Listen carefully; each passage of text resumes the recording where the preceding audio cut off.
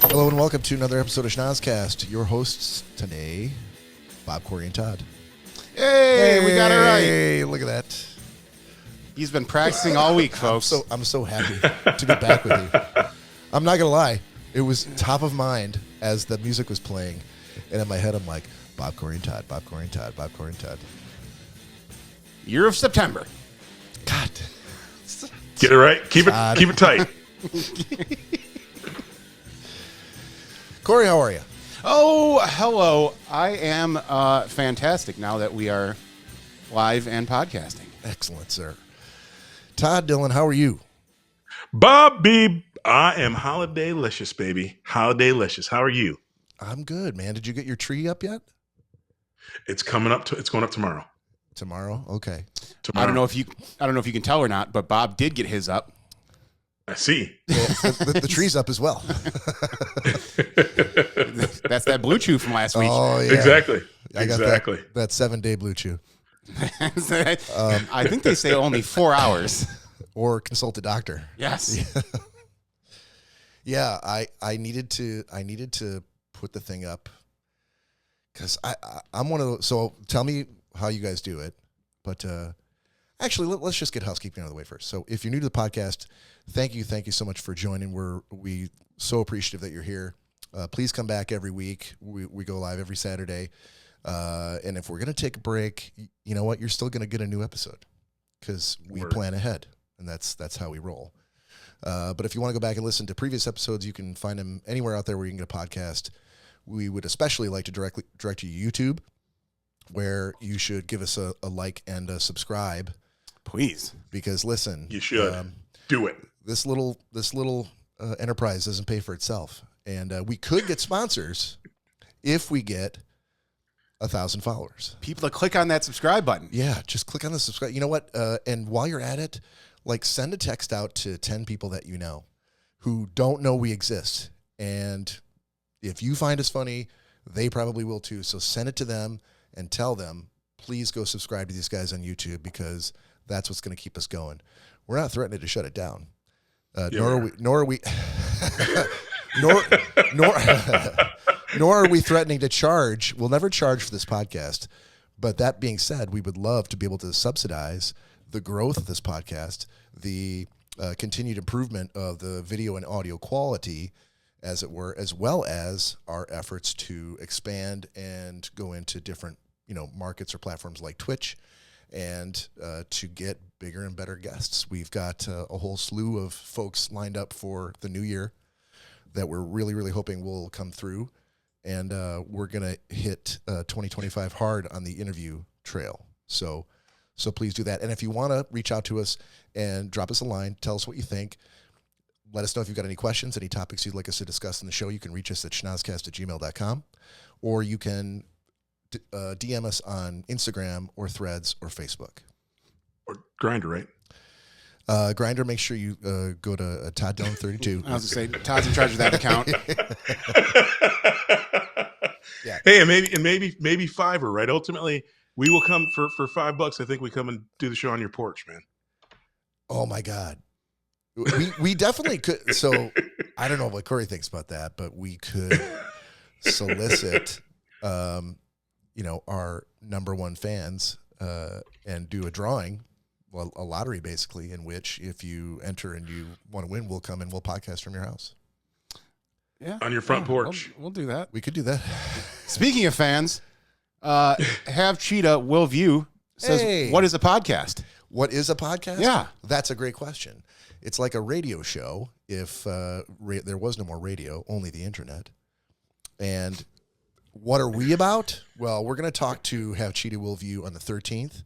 So thank you so much, sir, for booking us as a guest on your podcast. We are very excited. Todd and I will be there. Word. Representing. And Yeah, sorry, buddy. I won't be able to make it. Wife and I have plans. Not a problem, but I'm going to attempt to grow my beard out and play the role of both Bob and Cory on that show. Yeah. Grow the hair out, I'll too. grow my hair out, Bob. I'll put the ponytail on then. Oh my God, do you know how amazing that would be if Todd grew his hair out to Cory length? Yeah. What's the date? Next The 13th? Next week. Oh, it's the 13th. Yeah. Oh, Todd, there's all manner of elixirs and creams and oils that you can use to speed up hair growth. Some who might sponsor us if I grow it out that long. Yeah, potentially. Yeah, minoxidil, if you're listening. Hims. Nutrafol. Hims. Nutrafol. But yeah, we look forward to talking with Have Cheetah Will View at length to answer whatever the 8 questions are that he has and any others that he can come up with on what a podcast is to us. We know what it is to him, how we got started, and just go deep dive into what we've been doing, what we got planned, and how this whole thing works. So we're excited. You know what else, Bob? Yes. I think there's a fair next weekend, so you know what that means. Corn dogs? Well, you know what I'll be wearing. Whatever the 8 questions are that he has. Whoa. No, I don't know why that's still coming through. I don't know either. There we go. I love to hear myself talk, but not over myself. Yeah. No, what will you be wearing, Todd? Nothing? You know my fair wear. Lederhosen and nothing from the waist up. There you go, baby. All right. Well, especially this holiday season, baby. Yeah, but you tend to dress for Oktoberfest, even though it's not the month of October. Yes. Yeah, I was a little confused by that. Well, because it's in September anyway. Well, we're well past September. I get that's the year of September callback. I get it. But okay, so sorry. Back to my original point. I needed to get this tree up because it was already like the 5th by the time I got rolling on it, and here we are at the 7th of December, and I'm one of those guys that this tree will stay up until the end of January. I too long. I won't set it up before Thanksgiving because I find that to be offensive on every level. But if I'm going to set it up the day after Thanksgiving, which I obviously did not, I'm not just going to leave all the work to do it and leave it up there for 30 days. Not enough for me. In January, that's I understand we're going to get a harsher winter this year than we did last year. So don't say that. If there's snow on the ground, it just lets me keep the holiday spirit rolling for another 30 days, and I'll take it down before the 1st of February. But you guys, what do you do, Cory? I think Danielle usually likes to keep it up till what's like January 3rd. We're talking about the tree still, right? Oh, the tree. Yeah. Okay. So it comes. Never mind. I won't say what I was going to say. Yeah. What is the 3 Kings Day or whatever? It's like January 3rd, I think. Is that Three Kings Day? What is that? Not sure I'm familiar with that. Never heard of it. No, never heard of it. Here's the funny part, Bob and Todd. I went to Catholic school for 9 years. Sorry. Yeah. And I should be able to tell you exactly what 3 Kings Day is. But should I look it up? I can. Maybe you should. I thought it was 3 wise men. You should. It wasn't. You're thinking about the shots we did last week. It was 3 wise men. No, it's the 3 Kings Day, Monday, January 6th, 2025. Okay, so what does it signify that day? At the end of the 12 days of Christmas comes a day called the Epiphany, or 3 Kings Day. This holiday is celebrated as the day the 3 wise men first saw baby Jesus and brought him gifts. Okay, fair enough. Fair enough. I kind of knew that. That's what I was guessing, but I'm like, I didn't want to say it and then be completely. You can't. No, it's too late to cover for it now. It feels like I got it right. Your time has passed. You didn't get it right, Todd. It's 3 Kings Day. It's not 3 Wise Men Day. It has to do with the 3 wise men, but that's not what the day is called. Kooky talk. I call it 3 wise men day. Todd, you didn't even know it existed until I just brought it up. Todd, what do you and Mary do? It's because I don't call it 3 Kings Day, bro. I call it 3 wise men day. No, you don't. You know what I do. I do now. Todd, what do you and Mary do? I do what I'm told, essentially. Tomorrow I'll be taking the tree out of the box, and then I put it up. And hold on a minute. She just told you to put it up, or are you just not getting around to it when you were commanded to do it like a week ago? Something in the middle of that. Not so much here. Not so much here. Right about here. Nope. Something in the middle of that. Okay, so you're trying your best to comply with your direct orders, by your superior. I mean, your wife. Yes. And how long will it stay assembled? When will you take it down? Not all the way through January for sure. So my birthday's in January. It'll be down long before my birthday. So I'm thinking maybe at the latest, the second week of January. Now, is that the same the deal? very, Like, very latest. it'll stay up there until she tells you to take it down? Yeah, because again, don't get me wrong. I love the holidays. I have Christmas spirit, but I'm not the. When I was a kid, we had a little itty bitty ass tree. The tree wasn't ever a focal point, and so I just haven't kind of endeared myself to the tree and decorating and tinsel and all that stuff. Because in the end, it always meant just vacuuming and cleaning up tinsel and broken bulbs and all manner of other trash and hooks in your foot and all that craziness. That tracks, and I think that the work to put it up, I just feel like I need to make sure that it was worth it, and for it to be like 3 weeks and then I take it down, just seems wrong to me. I got no problem with leaving it. I think all of us, we seem to agree that leaving it up past New Year's Day is probably what's going to happen. But just for the rest of the month of January, I'm like, no, I'm going to give it a good, 6 weeks, and then it'll come down. And I guess the other thing would be, I mean, if I had a live tree and it was still alive and doing well and the needles weren't falling off all over the place, I might leave it up until the tree was like, kind of get my money's worth out of it. Right. But dude, I have the best tree in the history of the universe, bro. It actually goes into the storage bag in 3 pieces. And so literally putting up is like a 5-minute exercise. And then Mary takes care of the decorating. I literally I have to go out to the shed, grab that bag, tote it back to the house. And then 5 minutes later, that tree is up and in the corner, ready to go. See, that would change how I felt about the whole thing. Cause then you're just really dealing with the time to put the ornaments on. Right. Yep. That would change. And that's Mary's thing. Ultimately, that's Mary's thing. I'll get the boxes with all the different stuff. I mean, and don't get me wrong, I love the look of the tree. It's just not a thing. It's not been a traditional thing where I go and I've been like, oh, tonight the tree goes up and we decorate the tree together. That's not a thing that I did as a kid. Yeah. And again, I think Christmas for me has been so commercialized. I'm kind of anti all of that stuff. I'm kind of down more with the true spiritual meaning of it. And so, yeah, so I guess I don't want to be Scrooge or humbug because I know Mary's probably cringing already, but no, trees weren't. Again, I grew up poor in the inner city, and fake little trees were kind of the thing that we did. Had like 9 but when you and Mary met, and this is kind of what happens when you get married, right? You set a new tradition for the two of you, right? Where you both come to a mutual understanding of what you both want to happen, and maybe your expectations for what Christmas used to be for you are now different and changed because they mean something a little bit more to your wife, and you always hoped maybe it would be a little bit more, and you just sort of find a new paradigm to exist in. You know what I mean? Okay, you can say that. See, he rolled over pretty quickly there. It's perfect. You said it more perfectly than I ever could.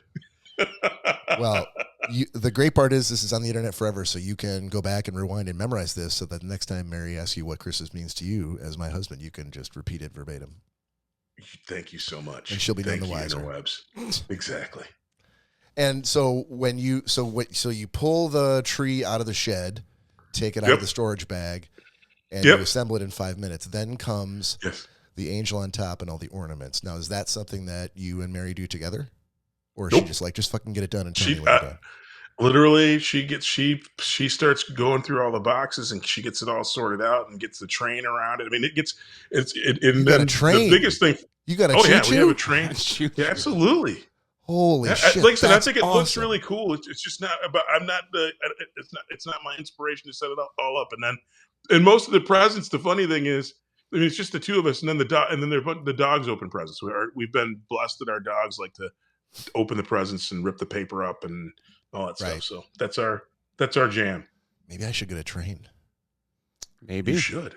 I mean, my kids are grown. I mean, and as it stands, I decorated that bitch myself. So gone are the days where I was like, okay, kids, time to decorate the tree. And they were like, oh, first they were like, okay.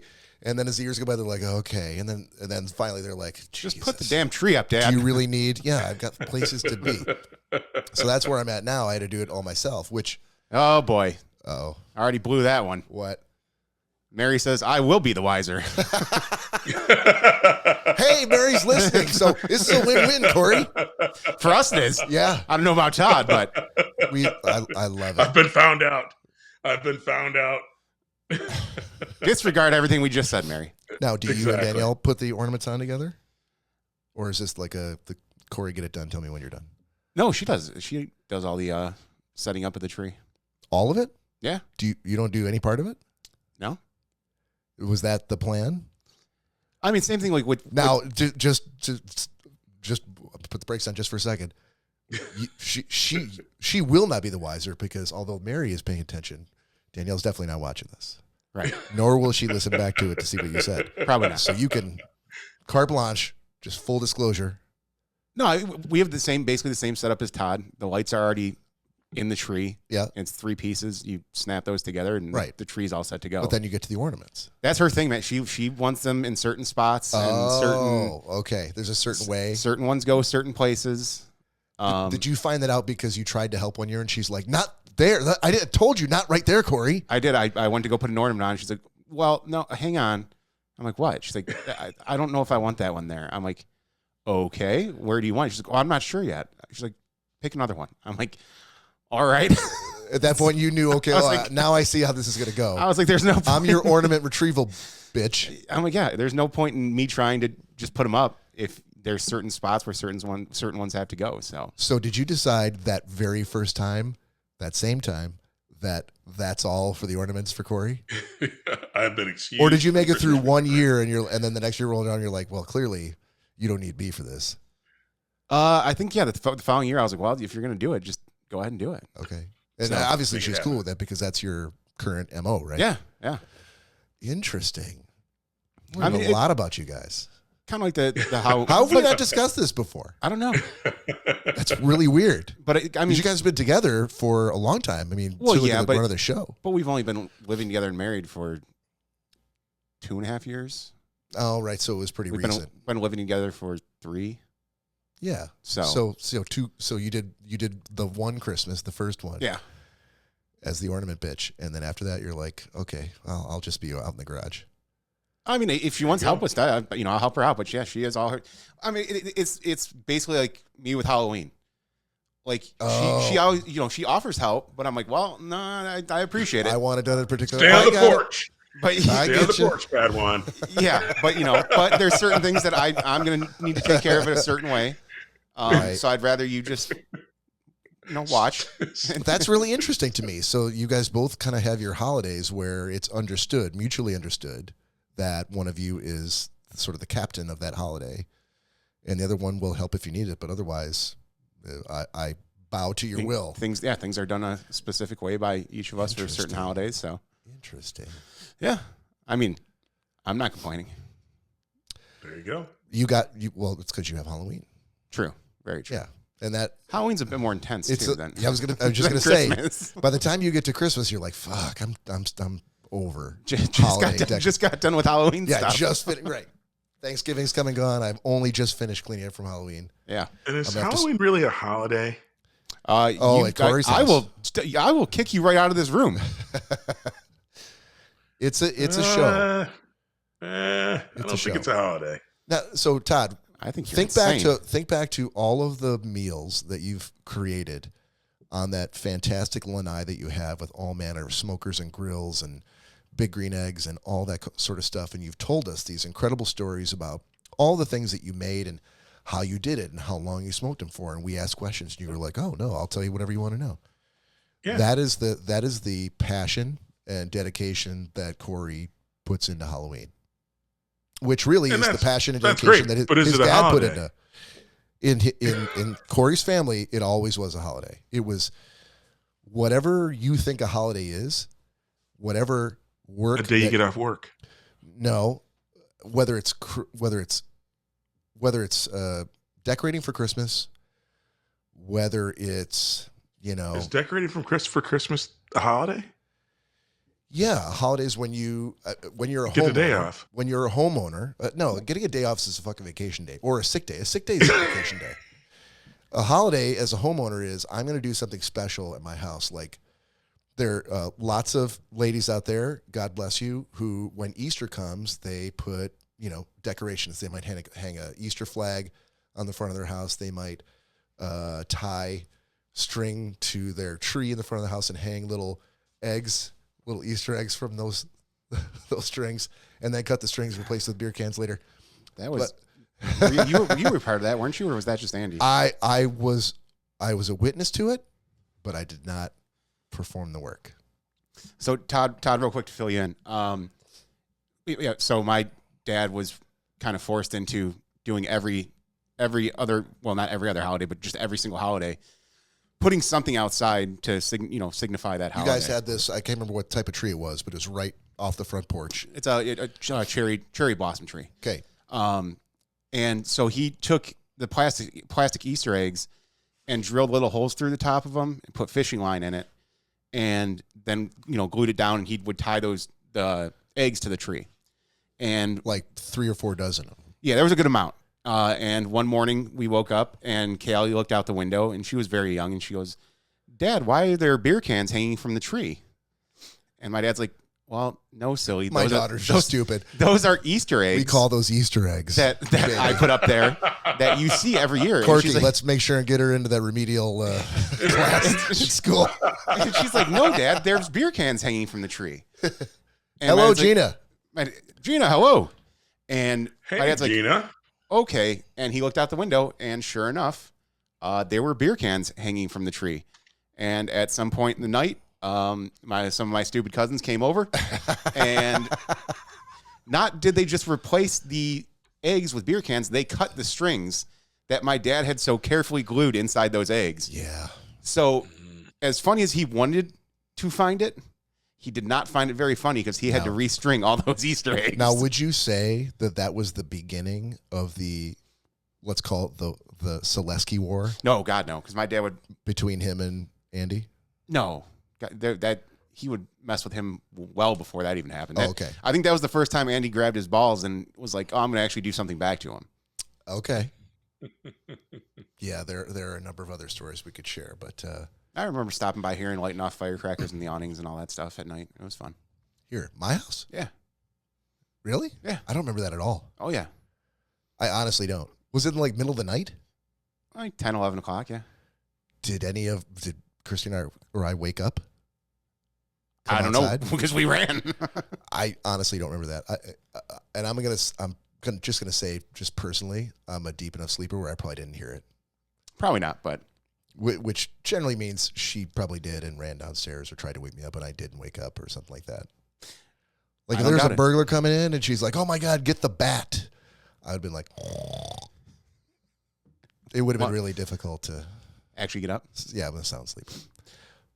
But just to answer your earlier question, Todd, a vacation as a homeowner is those times where you do something special around your house, whether it's setting up a Christmas tree, whether it's, putting all the work in the kitchen for Thanksgiving, whether it's... Did you say a vacation? Yes. Yeah, I was disputing that holiday was a holiday. A holiday, yes. Sorry, you're right. I meant to say holiday. That's a holiday. I'm still right. I don't think it's a holiday. Well, you can not think it's a holiday all you want, but the rest of the civilized world who own homes generally follow that rule. All right. Todd, pour yourself up a shot, Hold sir. on, Todd. What are you drinking, buddy? Dude, I thought you'd never ask. I wasn't going to ask, but all of a sudden Corey's like, "Let's do a shot." So, is it shot time? I got to pour my shot, but hang on. It is shot. shot. You know what I'm drinking? Yes. No, I am drinking, Bob. I'm drinking Rogue Brewing's Santa's Private Reserve Portland Coffee Roasters Mocha Stout, baby. And it is hold on. Did you get all the words, all the descriptive words in there, or are there more that you cut out because it was too long? Rogue Brewing's Santa's Private Reserve Portland Coffee Roasters Mocha Stout. I'm so sorry. I didn't know he was going to repeat it and say them all again. Yes, indeed. But he did. Finally got that reindeer piss. What's your booze? My booze? Little Twisted Tea, baby. Oh, there you go. Okay. All right. So for those who are on the chat, for those who are listening in the future, we are a drinking podcast, and this is the first shot of the night. So if you are of the drinking variety, if you'd like to join us, pour yourself a shot. If not, grab your cup of coffee and toast us. And also go to YouTube and give us a like and subscribe. Cheers. Cheers, boys. Sweet salute. Sweet salute. I haven't heard that one yet. That's the good stuff. That's a new one. Sweet salute. Oh, that's good. Coffee and twisted tea. I love it. Oh, yeah. I love those. I love both of them. I'd rather Probably not one after the other. I'd rather Bob burp his dinner up in my face again. Oh, thank you. You didn't have to actually do that. But I did. Thank you, Bob. Hopefully, I can hopefully still now smell it's just fireball. Really? I can still smell it. Shit. Okay. So, well, I think, I know what I wanted to get to here. I think that one of the things that we've done in the past is booze news. And I think that we should maybe try to get back to that just a bit. So let me find the song here. Hopefully I haven't shit canned it from the mixer. Here we go. And now it's time for booze news. So for booze news today, I had the good fortune of talking to Todd midweek, and Todd let me know that he had something really, really special that had caught his attention, and it like sunk its claws in and would not let go. So I'm like, dude, save it for the show. So freak me out. Todd, what news story do you want to share with us today? Something that ripped from the headlines, so to speak. Ripped right from the headlines. Well, it's a little bit older now, but I just happened to see it back. It's happened late November. But a smuggler in Peru was arrested trying to smuggle 320 tarantulas, 110 centipedes, and 9 bullet ants, all taped to his stomach.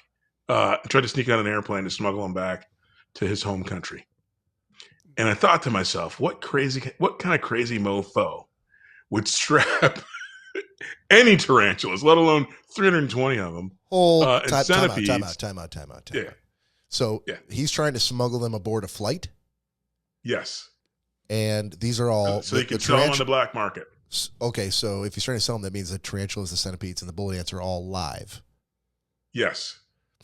Okay, and he did not pack like a carry-on bag and put these in there in some sort of airtight container. Taped them all to his stomach in tubes. And the reason he got busted was because they noticed that he looked a little bit bulkier than his face would support. He looked oddly bulky around his stomach. But he did have them in tubes. Yes. Okay. Dude, how many times have you had a tube or anything where a top comes off and I'm like... I assume they were separate tubes, like the tarantula tube was different from the centipede tube or the bullet ant tube. Is that a fair statement? Yeah. Okay. All right. But think about that, dude. So 320 tarantulas. So I don't know how many tarantulas you get in a tube. Do you know how many? Do you know how big tarantulas are? I mean, they're not small. I think they must have been babies because I think that's part of it. They must have been smaller. Do you think that all of these things were babies? I'm like Bob, 320 and 110. The only thing that he had in small number was the bullet ants, and he only had 9 of those. How did he settle? I wonder on 9 bullet ants. Was he like, listen, I would fit more of the bullet ants, but I've got so many tarantulas on my stomach right now, I cannot fit anymore. 9 is all I can do. Maybe because he knew that if he had 10, he'd murder everybody on the plane. I think he would have murdered everyone with what he had. Can I describe you with how they describe a single sting from a bullet ant is described as pure, intense, and brilliant pain that feels like walking over flaming charcoal with a 3-inch nail in your heel. Yeah, I couldn't. That seems bad to me. I couldn't say what the tarantula bite would feel like. Or if the centipedes were the centipedes just regular centipedes like you'd find in your basement? No. Basement centipedes? They're the ones that also give you excruciating pain. I was going to say, I feel like those are probably the ones you see on National Geographic TV that you can count. You can physically count their legs. And there's like thousands of them. Yeah. Basement centipedes. you know where I'm going to make all my money at? The basement centipede market. Exactly. I'm going to go to Peru to grab those out of the jungle. Listen, I could have just gone downstairs. if I told you that this centipede we're looking at right now is not a regular basement centipede, it's one from a basement in Peru, you'd freak the fuck out. No questions asked. Well, maybe maybe the dangerous one is the basement centipede. The Peruvian basement centipede? Exactly. Not for nothing, but I think we got the episode title. So I'm sorry, sir. Can you explain to me the difference between this basement centipede and this Peruvian basement centipede? Oh, well, see, the difference is I went to Peru and went into a basement. Have you been in a Peruvian basement? It's a nightmare, man. Because you've been there? Wow. In this mock scenario, I would say, of course I've been there. But in reality, I would say a Peruvian basement is probably as much of a nightmare as I imagine it to be. I would exactly. I think that we're a bit spoiled here in the U.S. in that. Again, hold on, are you trying to pull up a picture of a Peruvian basement? Mm-hmm. Okay, sorry. Plus, I was going to say, Bob, I think it does matter kind of where you're at. I think the Peruvian basement centipede is still likely the same one that they would find that is still different than your Michigan basement centipede. I think one of them is kind of a lily, and one of them is very, very dangerous and painful. Much like spiders and other creatures in Australia are trying to kill you, right? It's like they have the deadliest animals on the continent, but I feel like centipedes and spiders and whatnot in South America are prolifically dangerous, which is why dude strapped 400 of them plus on his body to try and smuggle back. So I'm glad you brought up Australia, because that's what I don't know a whole lot about Australia, but I know that much, that everyone that's been there says that the creatures, the creatures that swim, crawl, or walk the earth in Australia are all the most deadliest animals live there. Yeah, far more deadly than what you'd find in the U.S. 100%. So what I feel like, I don't know, but I feel like the South American creatures are also, maybe not to the Australian extent, but they're also far more deadly and menacing than what we'd find in the U.S. Correct. So the Peruvian basement centipede, I think, whoops the shit out of a Warren basement centipede. I would agree. I would heartily agree. Based on no evidence I don't know. No plane fare to Peru. There's some pretty hardened people in Warren, Todd. Exactly. But that doesn't change the quality of your standard basement centipede. You never know. Yeah. You never know. Well, and this knucklehead probably brings back one of these Peruvian centipedes, and it mates with a Warren centipede, and then you have a freaking Taylor centipede eating up freaking half the country. Well, to that I say, maybe for the first time ever, thank God for the TSA to flag this guy down. First time ever? Yeah. I'm pretty sure the TSA stopped a lot of other stuff out there that's way more dangerous. Oh, those shoe bombs? Great job. But this guy, good job, TSA. And not TSA. The Peruvian Forestry Service was on the lookout because I guess the smuggling these crazy dangerous insects, I guess, is big bucks because people want to bring shit home that's going to freaking kill you in your sleep, I guess. I mean, I guess. Again, I know tarantulas aren't deadly, but again, why are people collecting tarantulas? So listen, is a tarantula not deadly? I've always. It is not. No, you can. Well, I know the black widow spiders and what's the other brand of spiders? Brown recluse spiders. Thank you. Yeah. Those two are. But huntsman spiders in Australia are deadly. No, I get it, but I guess I've always put tarantulas sort of in that same, brown recluse adjacent category, and maybe I shouldn't. Not even close. No, so tarantulas could be your best friend? A lot of pain. No, well, they can be pets, but if they do bite you, it will hurt and it will sting and it will swell up, but it's not going to kill you. I think very few people die from a tarantula bites. That's a lady I work with, actually. Her husband started a tarantula collection, and every time he gets a new one, she feels the need to come in and show me a picture of it. And I'm like, pictures are fine. Pictures don't bite you, as far as I'm aware. I'm like, Linda, listen. Linda. Don't care. The tarantula's ugly as shit. Go get me a coffee, Linda. I don't need to see husband's 12 tarantulas. And I tell her this every time. And every time he gets a new one, she still comes in and is like, oh, look what we got a new tarantula. I'm like, Exactly. don't care. Like, what do you do?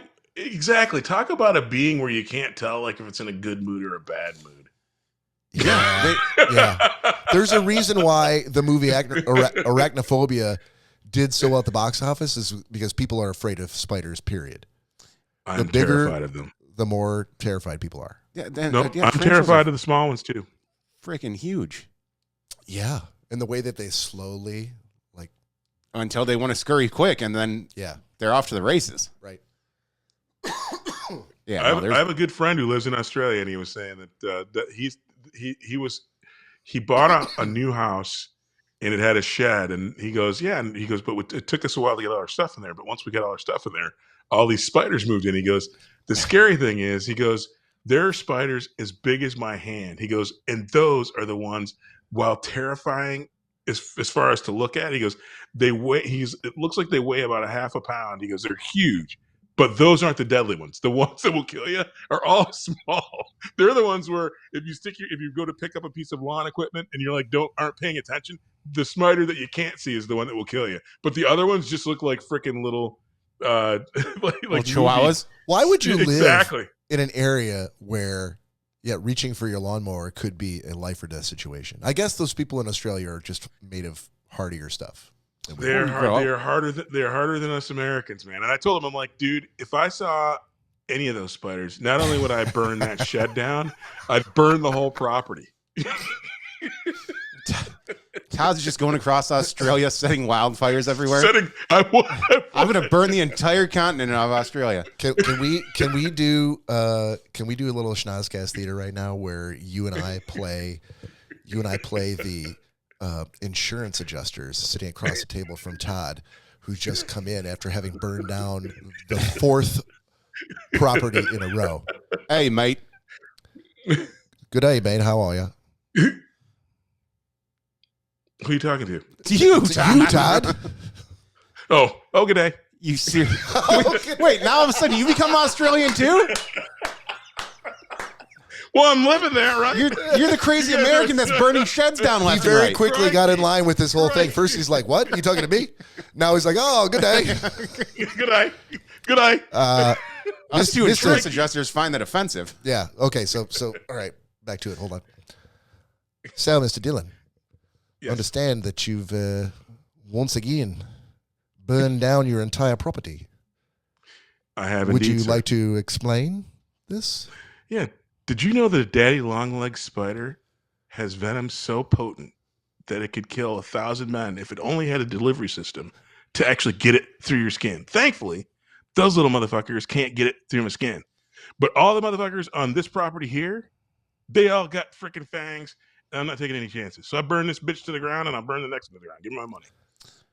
See, here's where I run into an issue. No, Australian. I can't do a foot. I can do the. You could try. and like an idiot. What do you think we're doing here?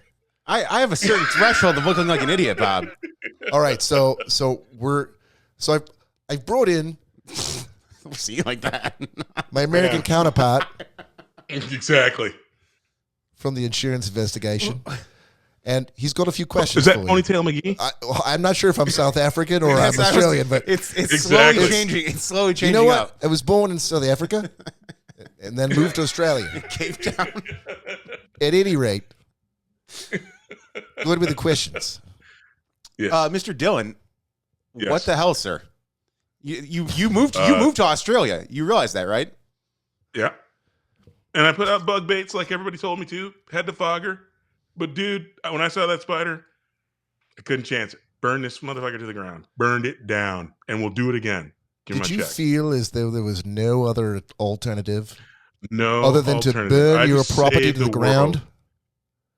Dude, I'll go to your house and burn your house. Save the world? Did you see the size of that mofo? No, because No, you burned everything down. There were no pictures. You None were- can still find no the evidence was skeletons of these provided. things. You understand we're insurance Adjusters. adjusters and require Yeah. require Yeah. Thank you for. I'm trying to Australify the word. That's a tough one. A little more evidence to back up your claim that the spiders caused you to completely burn down your property. Yeah, well, now you're coming to us to ask for recompense. Yeah. You know what? I have an idea. Why don't you stick your hand in each pair of the shoes, the 70 pairs of shoes I got in the closet, and you tell me if you feel safe doing that here in Australia. Mr. Doan, you realize in that fourth shed that you burnt down, there was a family of baby koalas living in there. Well, and they were very tasty. They got. Hold on a minute, mate. Hold on a minute, mate. Crispy koala? Are you now admitting to charring and eating alive a family of koalas? Eating alive? They weren't alive after they were charred, bro. They were tasty. Pre-char, they were alive. Gina says, please stop. Look here, Crocodile Dundee, knock it off. Listen, I think I'm doing a pretty good job. No, yes, well, of course you do. Exactly. It's pretty bad. All right, Gina. All right. Well, and scene. Thank you. Well, and I would burn it down again. I feel burn like it to the ground. I feel like I those insurance adjusters, they in my house, and I'd burn it down today if I saw a big ass spider. Today. Cory, did our insurance adjusters, do they have names? Was my name like Clive, or what was my name? I didn't think that far into it, buddy. No. Mick? Well, Mick? My name was Mick, and your name was Bill Johnson? Stephen. Custer. Stephen Custer? It was Custer. Stephen Custer. Stephen Custer. Stephen Custer, assurance adjuster. I should get some business cards made up. God damn it, that might be the episode title too. Stephen Custer. Insurance adjuster. You'd be standing with a fucking Superman cape. I gotta see. Oh, burn down your property lately? Never fear. Holy shit! There's a lot of Steve Custers out there that do actually work as insurance adjusters. Well, once a mortgage adjuster. That's actually bad news for us. Now we've got to make sure that we don't pretend to be any of the actual Stephen Custers. Maybe if we spell it different, like with 2 T's and 2 R's. No, I mean if that's what we're going with the episode, I think I already found the picture for that we're going to use. Dude, hey Bob, it can't be a picture of someone named Stephen Custer. Sure, it can. No, it can't. Yes, we please. are inviting a lawsuit. Actually, hold on a second. Yes, we should do it, and we'll burn their house down. We'll put a spider in it. The thing that might actually put a spider in it, then I'll burn it down. The thing that might actually be the thing for us is to be sued. If we got sued, It'll take us to the top. Holy shit! Maybe while we're at it, we can insult the Walt Disney Company, and they can sue us as well. We'll just start using Disney characters. I like litigious. Gina, what Gina said your names were. He said your names were shut the fuck up. Shut the fuck up. He said, "I mean, I love you guys." Yep. You missed some strokes on the keyboard there when you were typing that out. Yeah, love was maybe not the verb you're looking for, but true story. Every time I've been to Australia, I freaking turn back the covers and look under the bed before I freaking get into that. And I'm in the city, dude. That is spiders, and especially over there. Whew, scary. Hey, spiders got to go to the city too. Just another one of those big city spiders. Exactly. Peruvian spiders. Actually, the thing that I was reading an article about a week or two ago was just a clickbaity thing that caught my interest. I'm like, what? You'll never believe this thing, this hack for like staying in a hotel room. And I'm like, okay, I've stayed in hotel rooms. What's the fucking hack? So I clicked on it. Bring a blacklight. No, don't do that, because then you're going to run out of ice. You should never do that. But just lie to yourself. Own sheets. They said, no, then I'd burn those sheets. Why would I buy my own sheets only to burn them? They said, what you need to do is to walk into your hotel room with a full bottle of water, and then go to one side of the bed and roll that bottle of water underneath the bed. Because if it doesn't come out the other side, there's a body under there. There's someone underneath your bed. And I thought to myself, I'm like, is this a problem that people don't look underneath their bed? And then I thought, I've never looked underneath my bed. And I'm like, I do every time. I wonder if there's been someone underneath the bed in any of the hotel stays I've been at. Dude, what kind of psychopath are you? You don't look under the bed when you get to the hotel? I've never. Why would I need to? Is the first thing you do is go to the bathroom and look for turds? I'll never forget when you found a huge turd in your Vegas hotel. Someone dropped a deuce in your room? Oh yeah, and they didn't flush it, and then Bob got moved to a penthouse because I did. I got a fucking sweet room.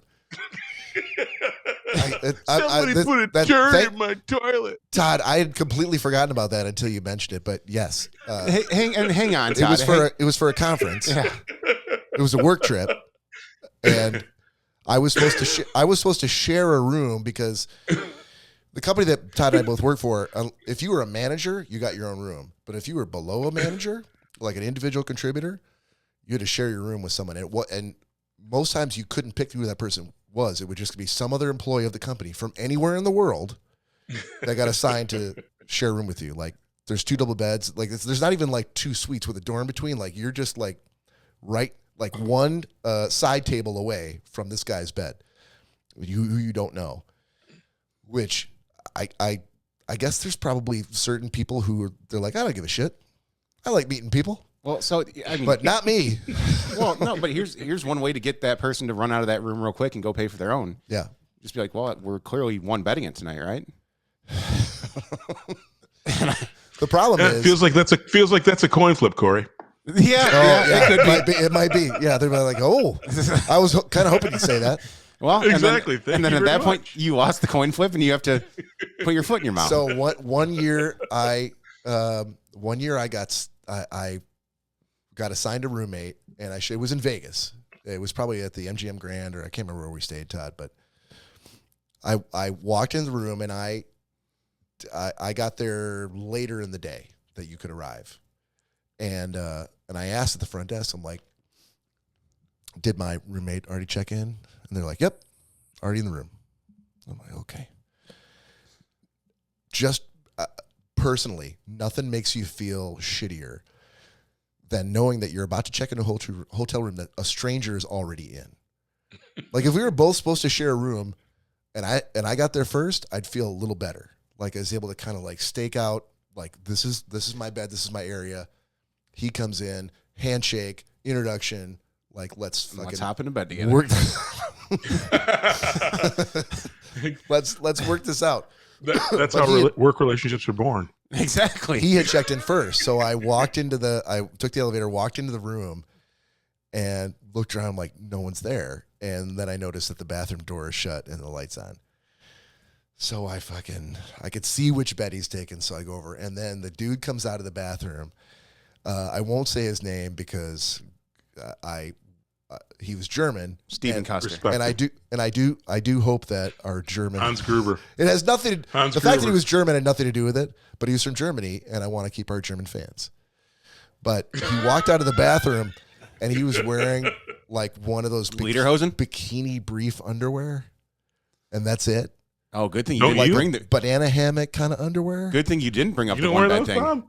And he was Doesn't everyone? Probably he was a 6 feet, as tall as me, 6 feet, a hairy dude. Oh, and you were loving, weren't you? Damn it! Damn, I love that man. What a piece of man meat. I still remember his name. I won't say it on the show, but I know Hans his name. Gruber. No, I know his name. For all I know, he may still work for the company today. I was like, I got so instantly hard. I couldn't. And he was fine. He was a really nice guy. But that first day when I first checked in, I'm like, fuck me. Was it Wolfgang? I didn't say that. That was rhetorical. Oh my God damn it. Yeah, I feel like we went far. So hang on, but this doesn't answer how. So the turd in the toilet. Yeah, so he could have different visit. Oh, okay. Different visit. All no, right, this was like me getting to the room first. And there was legitimately someone took a shit in the toilet, didn't flush it, and it was just sitting there. And I called on for him. I'm like, "Are you fucking kidding me?" I'm sure I said like, "Are you shitting me?" But that would have been a little too on the nose. And they were very apologetic, and they moved. Now, when you go to a conference, and Todd will back me up on this, when you go to a conference and you're not a manager and you don't get your own room, you can't just call down and go like, I want my own room. because they're going to charge you full price, and you will never be able to expense it. It will be denied. So the only way you can expense it is before he finishes though. Yeah, go ahead, Corey. Yes, sir. Can you be the receptionist? Let's get a little bit of theater. We're back to Schnozzcast Theater? Oh, Yeah, my but God. Okay. exactly. Corey, you're just the receptionist. What, Todd, you could be the receptionist. I'm ringing down, and you just answer the phone. I got it covered. What role are you playing, Todd? I'm playing Bob. Oh, I'm out of this. You're out of it. Okay, Corey is the ring. Answer the phone, Corey. That's all I need you to do. Ring. Front desk. Hi. Yes. I have a bit of a problem. What's your problem, sir? Well, I just checked into my hotel room, and I didn't want to. I don't know. I don't even know what to do. I'm so flustered, but something needs to happen. Something needs to be made right, sir. Okay, well, if you could explain your problem to me, sir, I'd be more than happy to take care Yeah, of there's that. There's a deuce the size of an old man's arm in my toilet, floating on the top. Well, you know what? That is a problem, and I do apologize about that. Apparently, Miles is up to his old tricks again. Miles? Miles, yeah. The housekeeper. There's male housekeepers in this hotel? Dude. Wow. Dude, not only I can't tell you the last time I saw a male housekeeper. It's all over the seat. It's on the wall. The marbleizing is everywhere. There's a deuce floating in my toilet, and I demand that you make this right. Well, sir, I'd like you to prove that you weren't the one to take that deuce and try to get a free upgrade, you motherfucker. Come and look at my asshole. I'll be right there. Wait, what? Hold on. Your solution to the pushback you got from the front desk is to have them examine your asshole. Yeah, because it was so big. There's no way that my sphincter could have pushed it out. It's the size of an old man's arm. You're counting on your famously small sphincter to get you out of this pickle. and real quick, Todd, too, to go I back. feel like we need another shot. And I'm not part of the scene. I'll go get it. It's fine. So, hang on. To go back a second, because you did say that you were kind of going in the direction of calling Bob a bit of a sissy for calling down to the front desk and complaining about the poop rather than just flushing it. Yeah. Now, what I do have to say to that, Todd, is I feel if that was you in that situation, you would have been a partner of that hotel by the time you left it. You wouldn't have just settled. You wouldn't have just settled for the room upgrade. You would have been like, no, I am now a 51% shareholder in this hotel chain. I don't know that I've ever. I probably would have been a little bit sideways, but that said, I actually just might have hit the plunger because I checked under the bed and I checked under the sheets. I checked for everything. So finding a deuce in there, as long as it wasn't truly the size of an arm, and that's what if we kind of played it forward, maybe at the end it was maybe a normal sphincter size poop. Wow. But I definitely would have exaggerated a bit. I say there's no harm in trying to at least get a free upgrade, and if it doesn't work, then you just flush the turd down the toilet and go about your day. So that trip I'll never forget that. That trip when I got the upgraded room, and it was like I won't say it was like the presidential suite, but it was definitely a nicer room for sure. That also did not come with a German roommate. And well, that's a shame. That same trip, we were when you go to a work conference, it's not all fun and games. Like they have like all day meetings. They schedule like starting at 8:00. There's a breakfast, and then you go right from there. Maybe 7:00 breakfast, and then meeting starts at 8 in the ballroom, and you've got like working sessions with shit you're supposed to pay attention to, like group exercises, a lot of that stuff, and especially if you were like Todd was during those days, which was a manager, you had more to do. And that trip somehow I got out of, didn't have to go to at least 2 full days worth of meetings. So I could do literally whatever I wanted. And so it was the best year for me to go on those conferences. because it all just kind of, thanks to that turd in the toilet, all fell together. I feel like though that the cherry on top, Bob, would have been for you to get manhandled a little bit because you don't check under your bed. I can't believe you go to hotels and don't look under the bed. Oh yeah, back to what kind of craziness is that? I think the article I was reading was based upon predicated. It was directed toward like a female audience. Like if you're a female checking into a hotel room, you should definitely do that because there's enough crazy motherfuckers out there who are somehow like worming their way into rooms that are about to be rented in the hotel and hiding into your bed to do all sorts of nefarious bullshit. See, I think as a woman going to a hotel room by myself, I'd be more concerned of like a hidden camera rather than this wasn't like, don't worry about hidden cameras. This is what you got to worry about. Like this was just like another thing. Like I knew about hidden cameras, but I never thought that rolling a bottle of water underneath the bed to see what there came on the other side was a thing that you should be worried about. See, but again, too, that's what I'm always excited for. I hope there's. I want to find a motherfucker under that bed. So when you go around the other side and there's no water bottle, you're like, oh, it's on, bitch. You might as well come out. Come to daddy. Right. See, this is what I've been waiting for. Now, but and here's the thing too.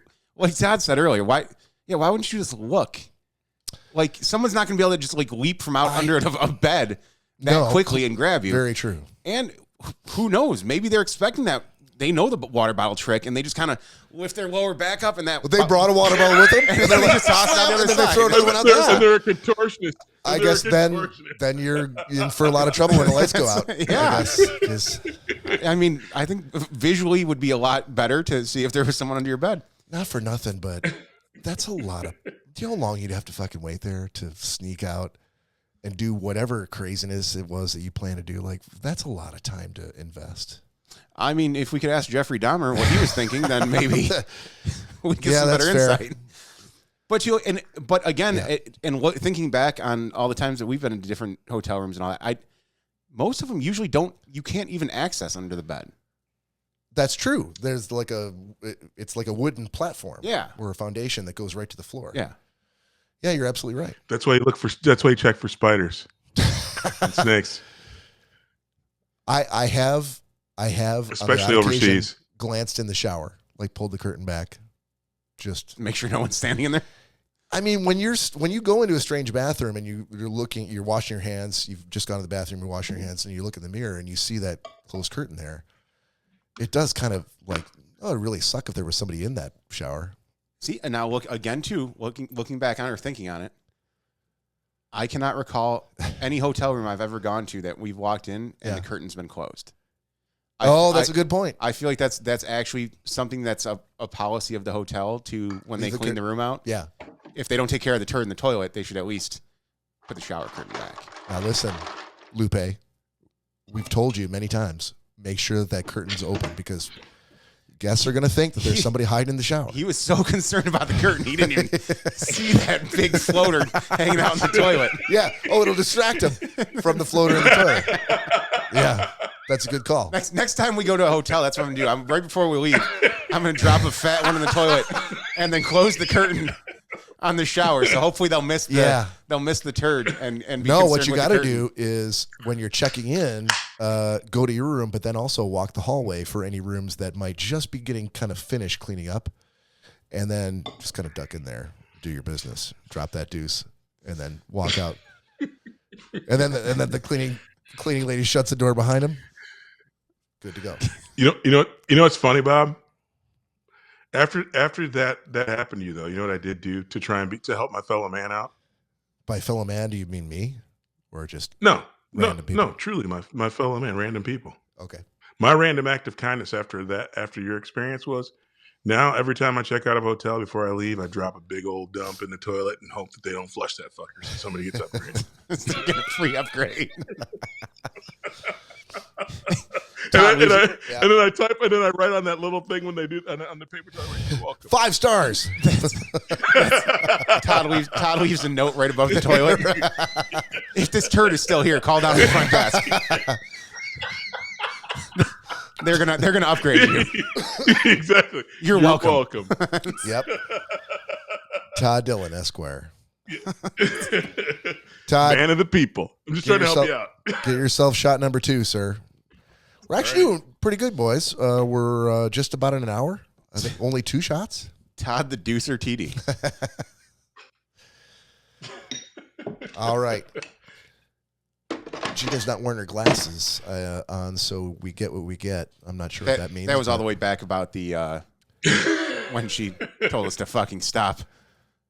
Oh, did she misspell fucking or something like that? No, she was just joking that when I said that she missed a couple letters on the keyboard when she said, I love you guys. Right.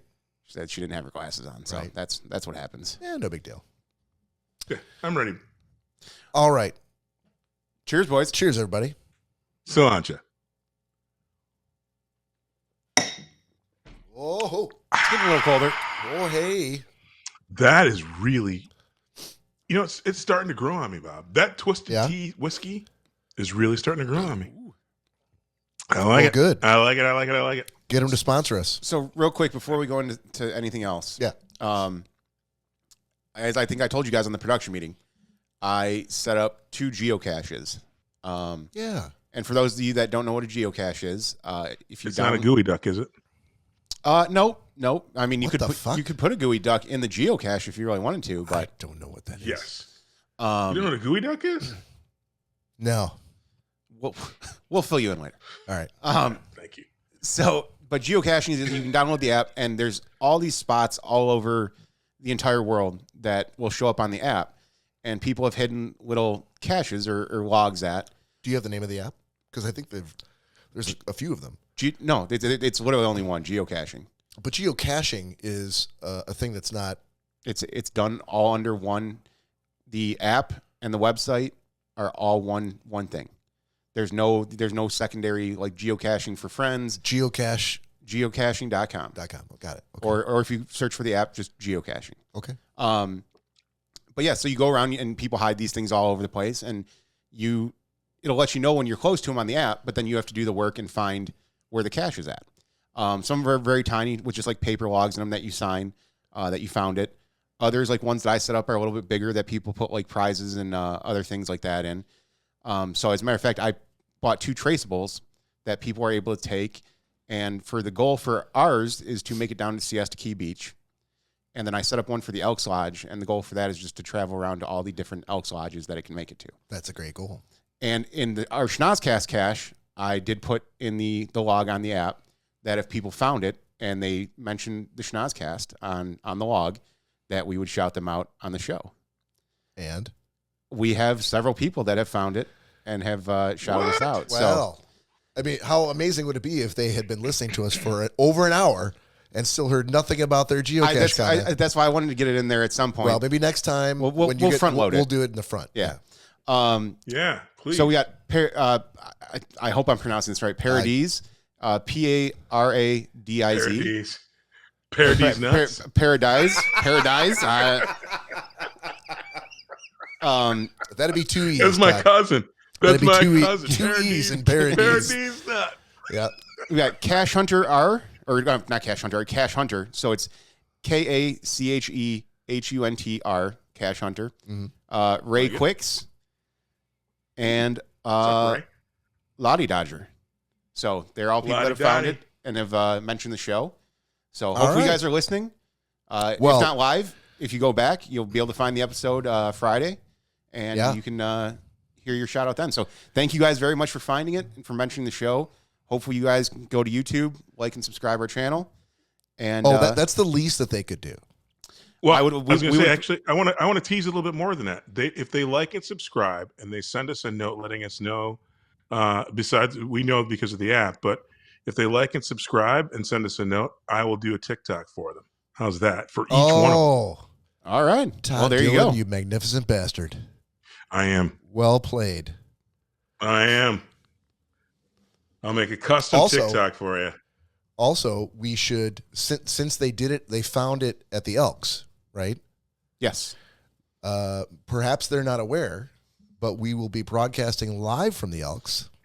What? On Sunday, the December 15th. 15th? Yep. December 15th. During the Lions game. Yep, at 4:25 in the afternoon for the Buffalo Detroit game.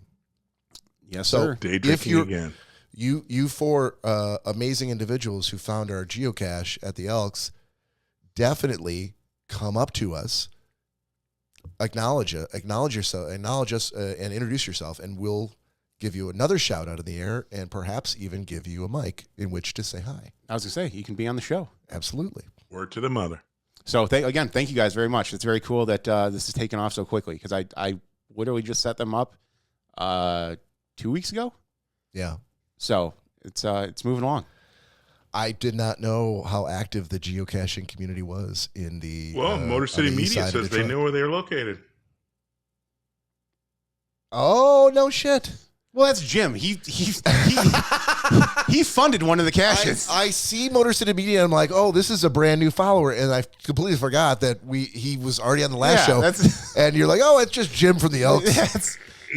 He funded one of the caches, It's so of course just you know. Jim. Of course he knows where they're at. Anyway, yeah, But- don't mean to poo-poo you, Jim. So hi, Jim. Yeah, and Jim, since you weren't up at the lodge last night, the traceable from the Elks cache was actually taken, and it's moving along. On the move. It is on the move currently. Excellent. Don't need to poop on you. All right, What a so great freaking segue. can we move that into TikToks? Sure. Here we go. Are you ready?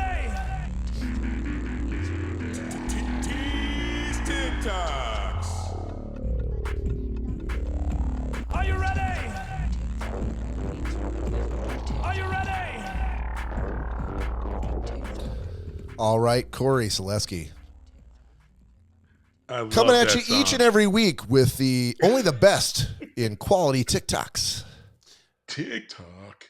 So, Todd, I did tell Bob after last week's, I was a little hesitant to do any this week because He thought he couldn't top himself. I'm like, I don't know how I'm going to follow that up. He's like, Jesus, it became the entire title of the episode and the artwork.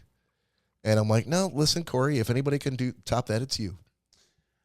Well, Anybody. we'll see. I don't know, but so this first one is you can kind of disregard the picture on the screen. Oh, is that not him?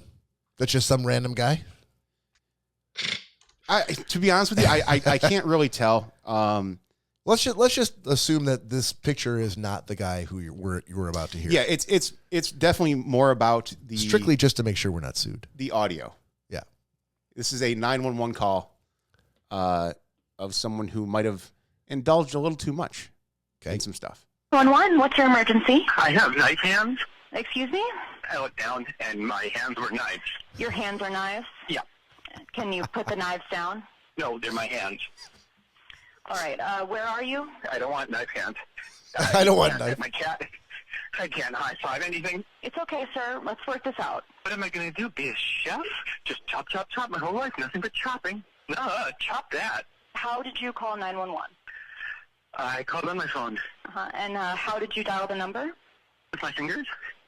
Okay, where are your fingers? On my hands? Oh, God, they're back. Oh, thank you. Oh, my God, look at them. I love these hands. What's your name? Is it Sharon? No, Oh, Sharon, you're an angel. I am not. That's what an angel would say. Thank you, Sharon. You're welcome. This acid is really messing with me. Wow.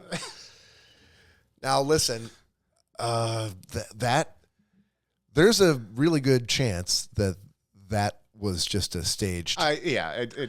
sure it was. However, it's close enough to what would happen in real life to be hilarious. Well, I mean, Todd's like, fuck that. My knife hands would never become fingers. They'd always be knife hands. I would never have fallen for that shit by Sharon. Fucking Sharon. Todd, let's hear about your experience with acid. That's a whole episode. That's another That's whole a whole episode. episode by itself. Yes, it I've is. spent many evening in a bathroom at the bottom of in a fraternity house. But I digress. I thought that was horrible. Solid F minus. Wow. I wouldn't give it an F minus, Cory. All I would say was it was very entertaining, as not real as I suspect it is. Right. Still massively entertaining. But and like I said, and that's Bob, right? He had a 2-inch turd in his toilet and had to freaking move out because he couldn't Dude, flush. you know it wasn't 2 inches. You played the role of me in describing that. That baby arm in the toilet. No, he didn't say baby arm. He said like a grandfather's arm, snaking up the wall out of the bowl. Oh. A lumberjack grandfather. That's what I heard. So, and I've also kind of conceded to the fact that after last week's TikTok, I think I hit my summit with Todd. Apex. You might have Apex too. Yeah, same difference. You might have. So, I mean, I don't expect So nowhere else to go but down. Much praise for any other TikToks from Todd here on out. I have found that the best practice is always never to expect a good grade from Todd. That way, if it comes, it's a goddamn surprise every time. Very true.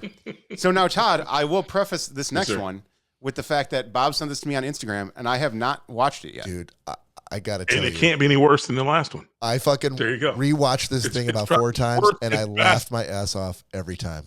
Maybe it's just At me. worst, it's an F. At worst. All right, so here we go. No sound. Oh, there we go.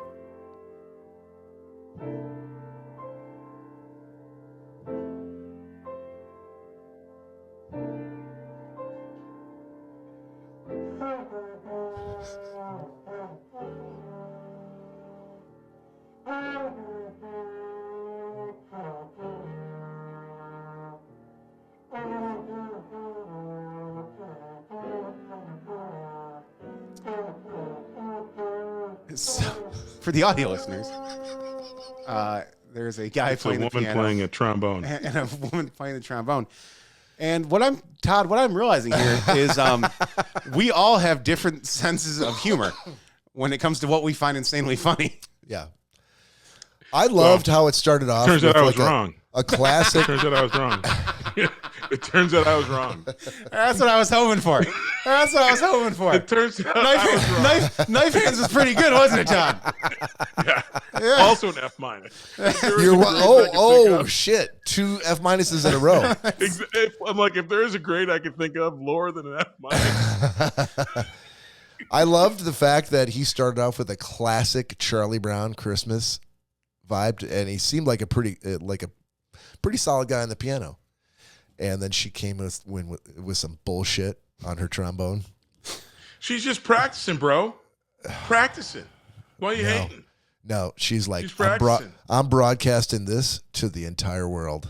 She's trying to get better. Stand back, That's why I bitches. give it F minus. Because here comes my Christmas song. Please tell me, Cory, you got another one.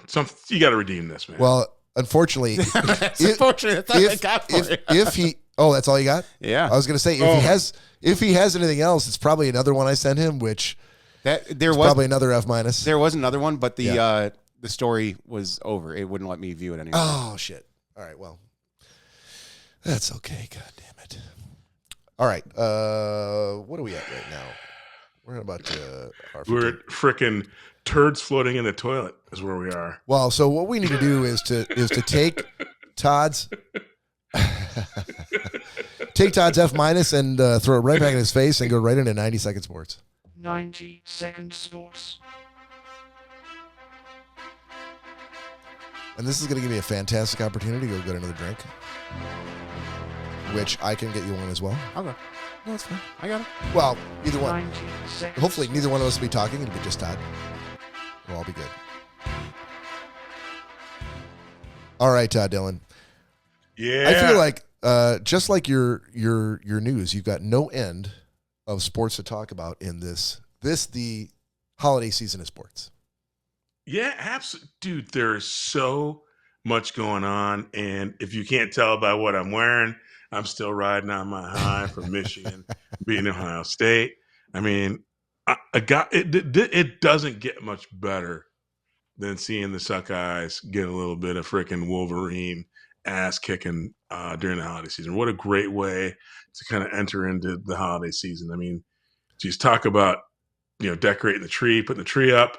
When Michigan beats that Ohio State C-bus ass, it's like chestnuts roasting on an open fire. It's just It just feels good. It just feels good. It feels all is right in the world. All right, but let's not is right in the world. let's not rest on our laurels, Todd Dillon, because that is a story that we covered last week, right as it was happening, and since then, the Lions have played a fantastic game against the Packers on Thursday Night Football. Oh, they did? I wasn't aware. Sorry, I you were planning on figured talking about what their- instead? I figured their kickers would botch that. Did you know though that Georgia beat that Texas? Oh, you're like, ass? fuck the NFL. We're going right back to Again? college. Yeah, boy. All right. Yeah, boy. Georgia, they had to go to overtime, but Texas got it again. And I'm surprised right now as we actually speak. I thought for sure that Joe Nittany, and for those of you who don't know me, Joe Nittany is Penn State, the Nittany Lions. That's why I call him Joe Nittany, the school of rapists. And anyway, I digress. Wait, Anyway. what? Joe Nittany is hanging in with Oregon. I thought they were going to get woodshedded tonight. I thought for sure that they were going to get woodshedded, but it turns out that Oregon has dragged Pac-10 play no defense football into the Big Ten, and it's like 28-24 or some craziness. But so it's going to be a shootout. But I feel like in order for the Big Ten to really settle in, when these West Coast teams have to come and play in the snow, it's going to get real for them, and it's going to get pretty ugly. And I'm not going to digress too much and say again that I still feel like college football is a bit ruined. But, dude, there's so much going on. Iowa State today got pummeled by them Sun Devils. Pummeled. There's so much going on. And, let me switch sports completely. Did you realize, Bob? He's all over the place. I am. Dude, it is a sports cornucopia up in this bitch. Did you realize that Nikola Jokic from the Denver Nuggets, passed our man, Michigan State's own Magic Johnson recently I was not aware.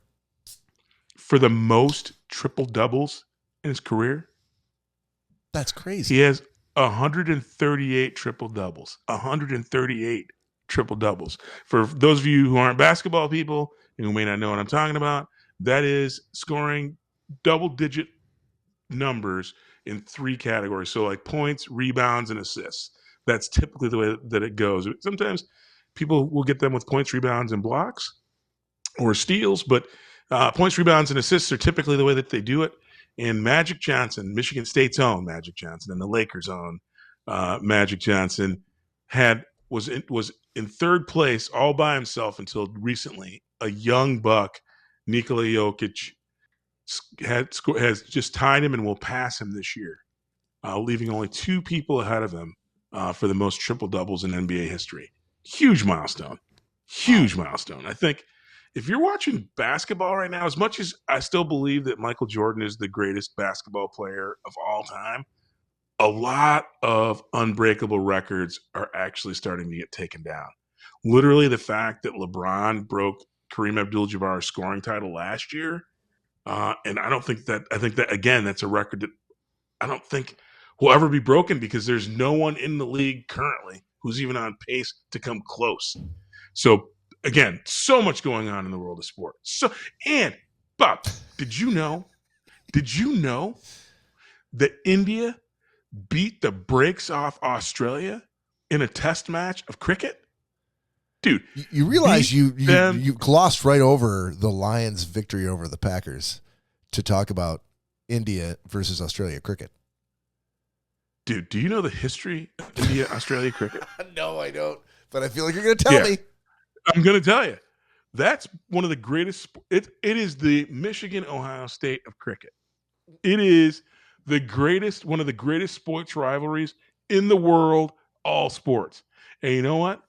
They rolled into Australia and they said, crikey, bitches, we're going to frickin' serve you up a frickin' handful of ass meat.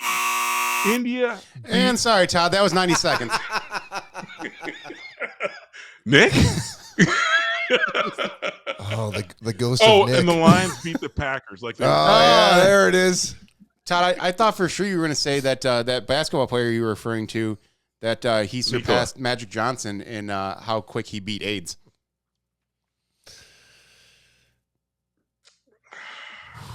That goes right next to your TikTok. F minus. You can slide that right on the shelf next F to your TikTok minus. tonight. Oh, that's good.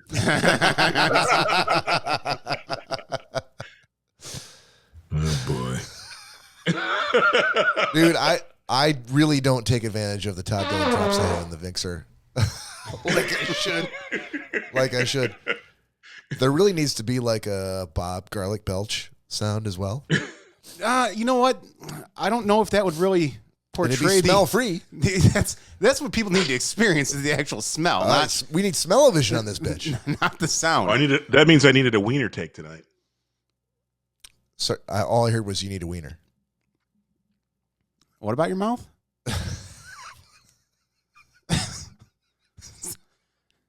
I think he was looking for the wiener drop. Exactly. Even their wieners. There we go. I was focusing too much on getting to the joke, and I missed the complete dish off to the. How about Ashton Janty? I heard he was up for. Is he up for the Heisman? He is up for the Heisman, and if he's I think it's a bit of a stretch. He needs. I think you were his biggest proponent. No, I am. I think he should win the Heisman. He's the best running back, I think. But here's the thing: he's 200. I think it's 261 yards away from breaking Barry Sanders' rushing record for college football. That's how good he is. Yeah. Well, as soon as I heard he was up for the Heisman, I'm like, well, for everything I've heard from Todd Dillon, he's a lock. He should. It's again, Boise State doesn't get that much love. It's in Idaho, Rob. But it should be about individual performance, right? Yeah, but people love quarterbacks, yeah, and not for nothing. But you see Coach Prime on the TV every week, and I think Travis Hunter is doing something also very, very amazing. The fact that he's a two-way player, who harkens back to Charles Woodson days. So I think that Travis Hunter is getting a lot more. I think he's being funded better than Ashton. I think he's going to be the runner-up, and I think that Travis from Colorado is going to win the Heisman because he is the modern era Charles Woodson. I'll give him a solid B- at being Charles Woodson. Wow, that's a high grade from Todd Dillon. Don't you love, Todd, the Heisman conversation that can literally go on for years and years? I mean, talk about who did and didn't get the Heisman, who should have gotten it but didn't get it. I feel like for fans of sport and football in particular, in college football, I feel like that's a conversation that is something that like dudes have no problem in continuing for years and years after that. Yeah, and ultimately the interesting thing about it is, I mean, I just think that he's doing something so special at a school that's, while not obscure, is so fairly obscure. That's what's special about it. I mean, ultimately, they have a loss. They lost to Oregon, the number one team in the country, and he still put 156 and 3 touchdowns on them. So the kid's for real. It's not like he's running for 8 billion yards against all shitty schools. He's actually played the best that's on his schedule. But again, Travis Hunter is doing something special. You don't see that. I think Charles Woodson's the last two-way player who was in the Heisman conversation. And he's doing it at a high level. And again, you see, if you can't turn on football on the weekend, Saturdays or Sundays, and not see Colorado's Deion Sanders or his kids on TV for everything from Kentucky Fried Chicken to Aflac to you name it. So I feel like there's a bit of an advantage there. That said, I hope that the Heisman curse doesn't follow these guys, because there's been a lot of dudes who won the Heisman who went on to suck ass in the pros.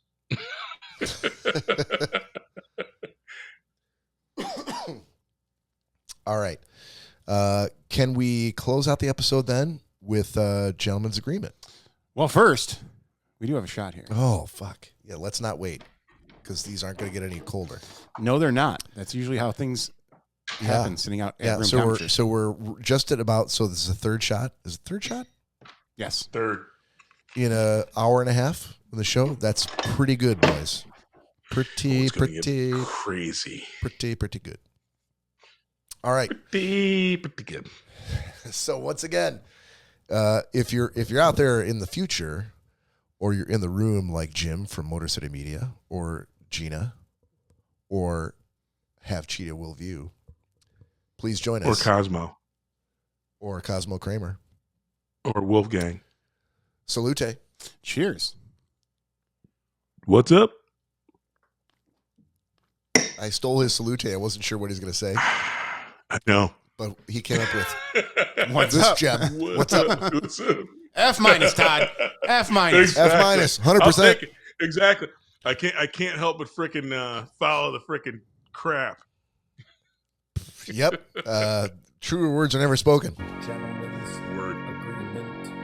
Gentlemen's agreement. Gentlemen's agreement. Gentlemen's agreement. Gentlemen's agreement. Gentlemen's agreement. Oh, gentlemen's agreement. Oh, it's the motherfucking gentlemen's agreement. All right. I know we just did Gentleman's Agreement last week, but Cory had not yet watched his assignment from September. But now that he has... From September. From Oktoberfest. Now that he has, and Todd and I both watched our movie from that was assigned 1 week ago, seemed like this is a pretty good... And so this might be the last Gentleman's Agreement for the year. Because on the 15th, we're going to do the live show from the Elks during the Lions-Bills game on the 15th. And who knows, maybe we'll squeeze in another one by the... So I think, so just for those who are curious, after tonight, we've got the December 15th podcast during Lions versus Bills. Then we're gonna take off the 21st. We're still going to release a new episode, but it'll be one that we've recorded previously but never released. And then we're going to come back live on the 30th of December. Enough with your fucking chuckling there, Todd, in the background. The Penn State kicker just shanked the piss out of a field goal. I'm sorry. Oh, Jesus. I feel like I should mute him again now. So the 30th of December, we're going to come back for one more live episode for 2024. And that'll be our end of year recap. Thank you to all the followers, the viewers and listeners that mean the world to us. They keep us going, and we're going to set the stage for a great year in 2025. So, Dankeschön. With that, I would like to start this Gentleman's Agreement review. And real quick, for those who don't know, Gentleman's Agreement is we take turns assigning each other movies or TV shows that we like, that we think that the other person will like, based on what we know about that person and their likes and dislikes. And they have to watch up to 2 hours of it, whether it's a movie or a TV series. And that's what we've done here. So I want to start with Todd. I'm going to end with Cory, because Cory needs to bring us all home. Sure, Yep. fair enough. All right, so we're going to start with Todd. Fair enough. Todd, you had to Yes, watch sir.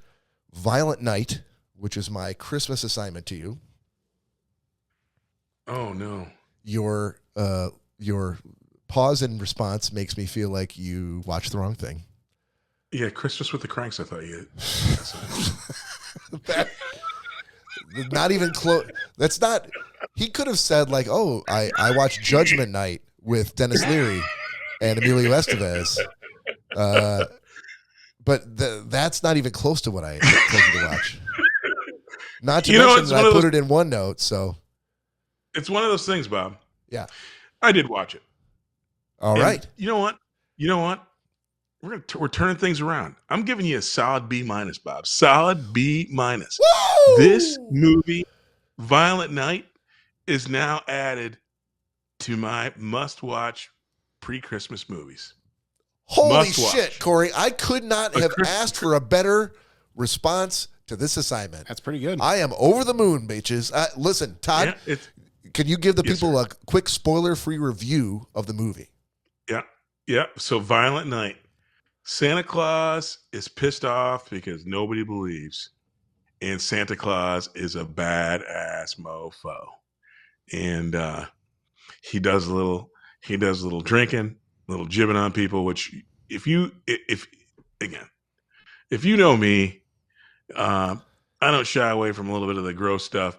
But when Santa Claus pukes on top of somebody's head, you got sold. Anyway, a little bit of greed, a little bit of coal, a little bit of magic. What a great holiday movie. No spoilers.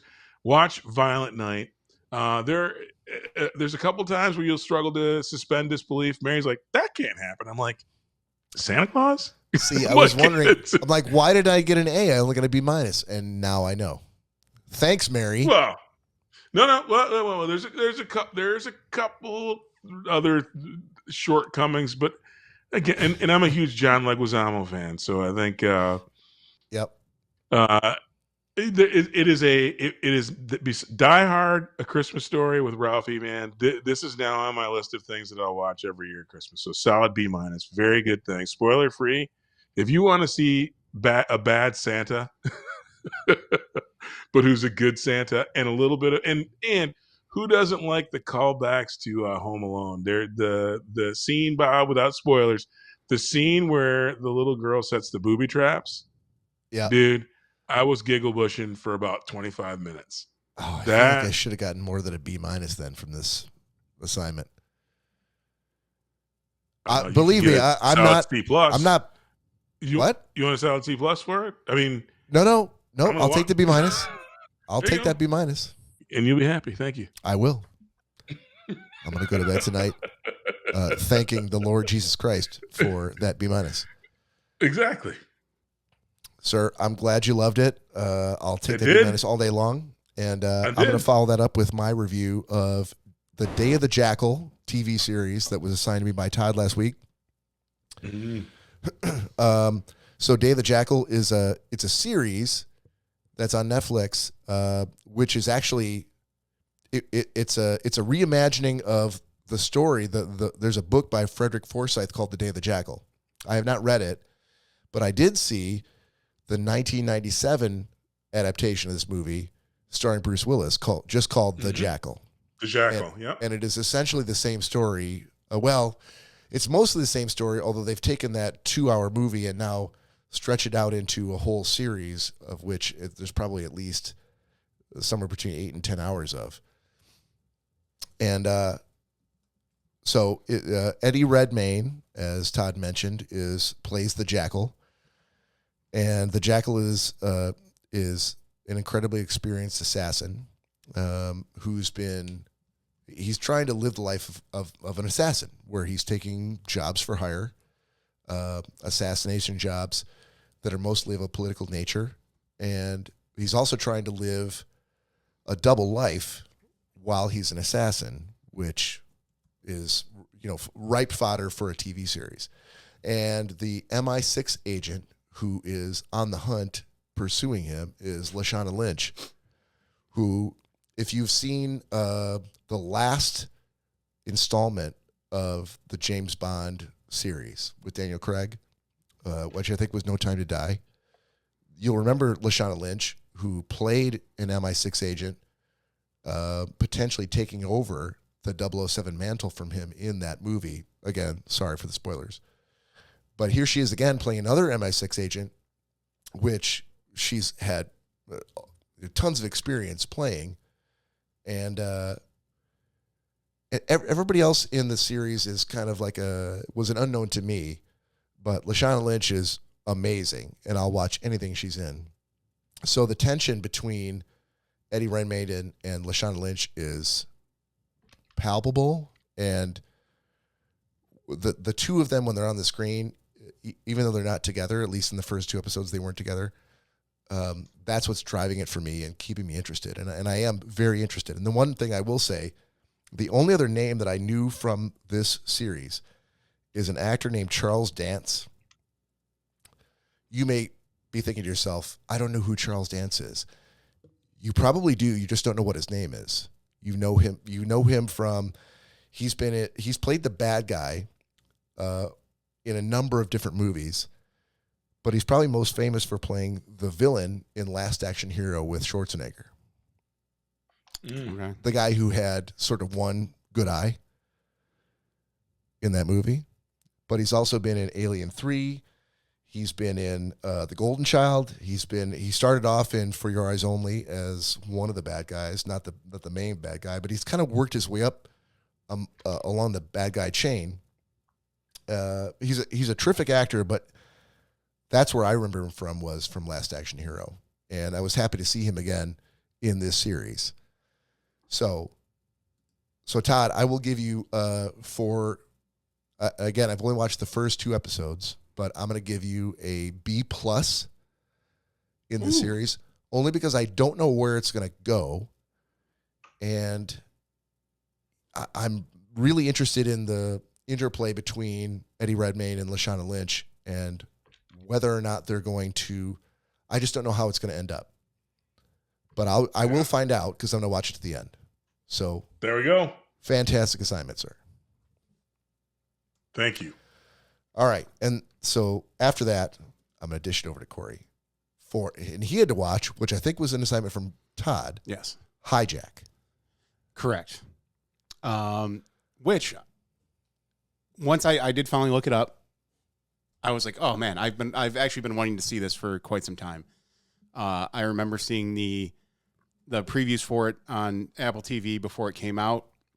Danielle and I just got caught up with all these other different shows, and I never got around to going back to Apple TV to watch Hijack. So first and foremost, Todd, thank you for making me have to watch it, because it has been on my list for quite some time. I'm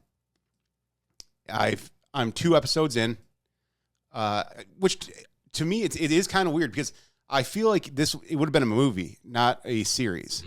Series, yeah. So when I saw it was a series, I was like, okay, all right, that's different. But so the main character, Idris Elba, who fantastic. I mean, I loved him in The Office. He had a pretty big role in there.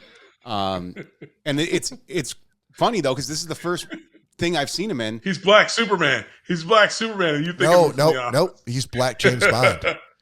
He's the James Bond that we all want to take over from Daniel Craig. Is Idris Elba. That would definitely work. Yeah.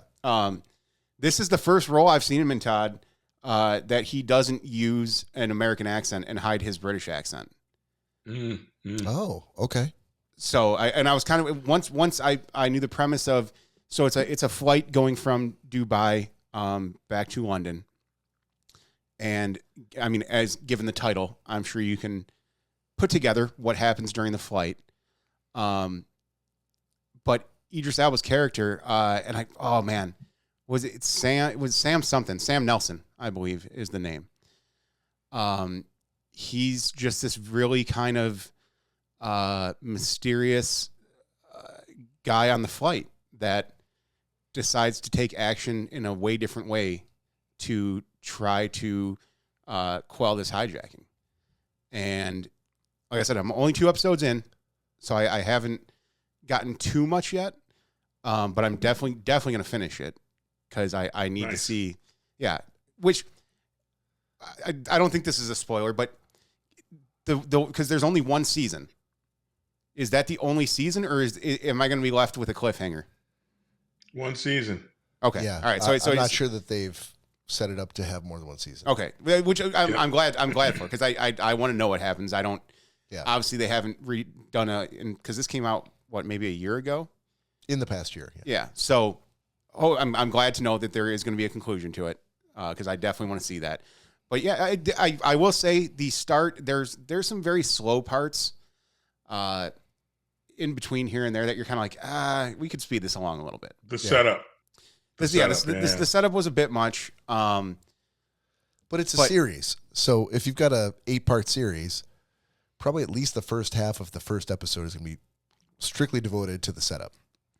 Yeah, I mean, they started moving along quick. Even in the first episode, near the end, it did start moving along a little quicker. Yeah. But yeah, I great pick. Like I said, I've been wanting to see it, and I think it's a five series season. 5 episodes. 5 episodes. Yeah. Oh, okay. 5 episodes. So yeah, so I'm 2 in, and I will definitely be finishing the other 3 very shortly here. Because what was the grade you gave? Nice. It's a great pick. I don't give letter grades like Todd does. Yeah, he doesn't have to give a letter grade. If he likes it, he likes it. But you could. I could if I wanted to, but I don't want to. Fuck. All right. But yeah, no, a great pick, man. All right. Like I said, it's thank you. It's something I'm definitely going to be finishing up. I love it. All right, new assignments for next time, and maybe the next time will be the 30th of December. I have this was the last show of the year. No, we just covered this. We're gonna have at least Where were you, Todd? one more show live, drinking. one more live show this year. We'll have 2 more new episodes, but the last one will be live on the 30th of December. So new assignments for next time. I have Cory. Cory has Todd, and Todd has me. Yep. Got it. All right. So I'll give you guys a little bit of time to think. And I already got mine for Todd. I'm ready. Todd. Okay. Hold on a minute. Okay. Hold on. All right. Let me just. I'm gonna cut this out because I feel like I know what the answers are here. I just want to confirm them. So last week, I potentially offered Todd an assignment of Godzilla -1. And Todd poo-pooed that, saying he was not a good Godzilla fan. And so I retracted that. Are you also not a Godzilla fan? Not really. Okay, that's fair. I just wanted to... No, I'm not going to assign it to you. Subtitled. Just because... I would hope in the new one there are. Are there really? Yeah, well, that's what makes it so great. No, it doesn't. That's what makes it a terrible movie. No, Godzilla was not an American movie. Godzilla! Jesus Christ. Okay. Thank you, Cory. You're welcome. Thank you, Cory. Cory, I feel like I know the answer to this, but I want to make sure. Have you seen Nope? Ooh. Nope.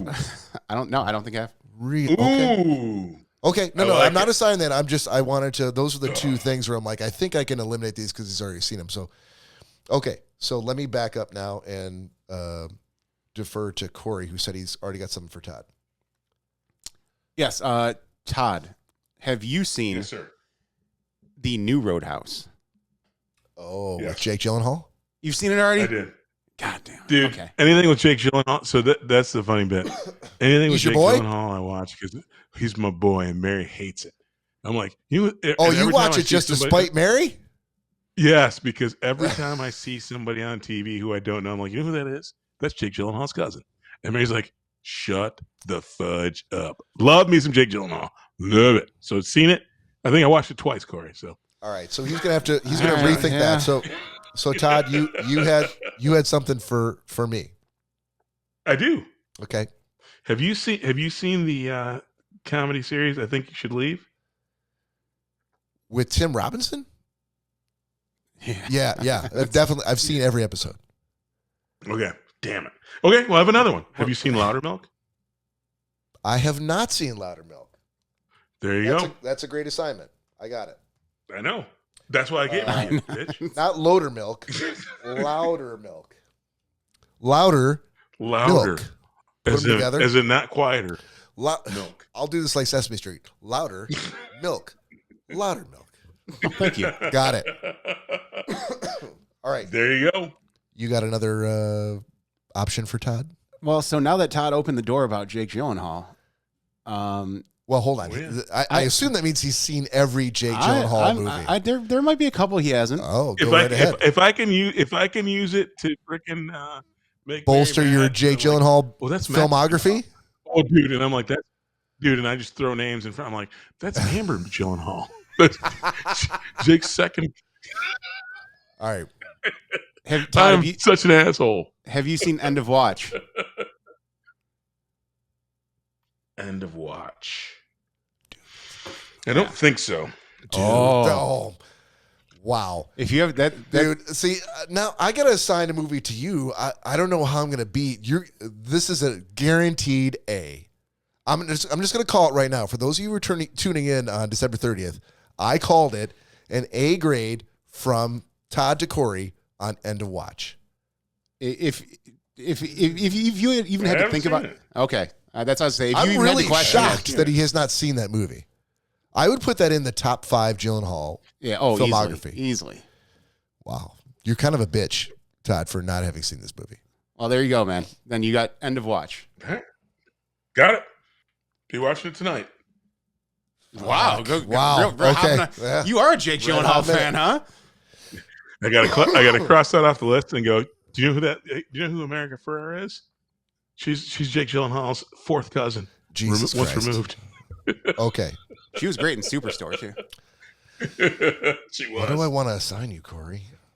I wish I had a Christmas type themed thing to assign you. Have you seen no. A Christmas Story? Only 14 times every Christmas. Yeah, dude. Here's the funny thing about that, though. Every Christmas, when they do the all-day marathons, Yep. I watch that shit about 17 times. I do. When he it's on says all day. fudge, when those It's playing over and over again all day long in my house, and not just on Christmas Eve down. day, but that whole week. And I'm like, oh, it's not on TBS yet. I'll pull out the DVD. I'll just put it on repeat on my player. All right, so Cory, I have a lot of different, ideas for you here that have been here for a long, long time. So I got to go back to the beginning of this list because it's been on this list for a long time. Have you seen Pump Up the Volume? I can already tell you. I don't think so. With Christian Slater. Pump. Hold on a minute. Hold on. I'm just rethinking this. Jam. I'm just rethinking this now because I'm remembering that you're gonna get an A from Todd, and I gotta compete with that A somehow. So how can I compete with the A?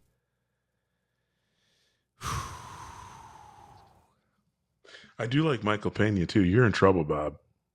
I know. How can I? Oh yeah, Michael. Yeah, I forgot he's in it too. Oh, yeah. he's so good. Yeah, he's so fucking. I really don't know what to do here. All right, hold on. I gotta ignore my list and go to. We gotta go to Letterboxd. To the diary. Shut the fuck up, Todd. Okay. Oh, wait a minute. Frank Grillo's in it too? Dude, you're okay. Fucked. I am. Okay. Hold on a minute. Can I assign him something that's still in the theaters? Wow. We're really digging deep here, huh? I mean, I gotta comment an A. I have to go You have to go to the movies. Yes. Listen, I'm no bitch. If you told me that my assignment was in the theaters only, I would fucking go. All right, hang on. If you're paying for popcorn and pop I don't know, bitch. on top of the movie, I'll consider going to the theater. Are you serious? I mean, yeah. You'd literally have to go either tomorrow or Monday. This is a first for gentleman's agreement. Listen, I'm willing to fucking This is a first break for new gentleman's ground. agreement. You'd have to go tomorrow or Monday. It definitely right? can't happen tomorrow. Monday. Really? I'm off Monday though. Okay, you'd have to then because there's no way you're going Tuesday through Saturday.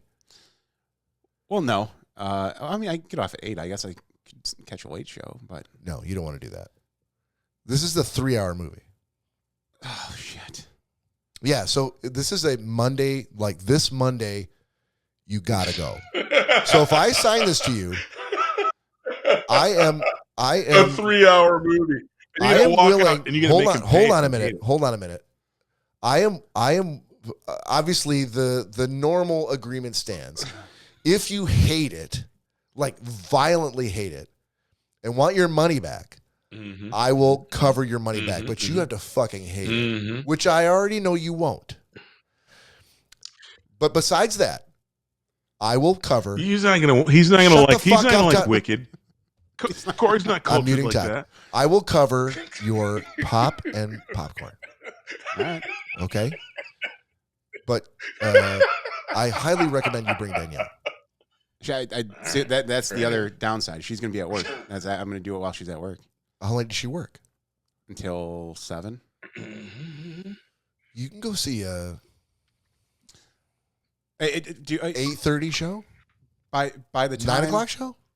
That's what I just said. That's why I could do it Tuesday through Thursday as well. But Yeah, but the problem with a 9 o'clock show is that you. Oh, sorry. yeah, so Sorry, Todd. I unmuted you.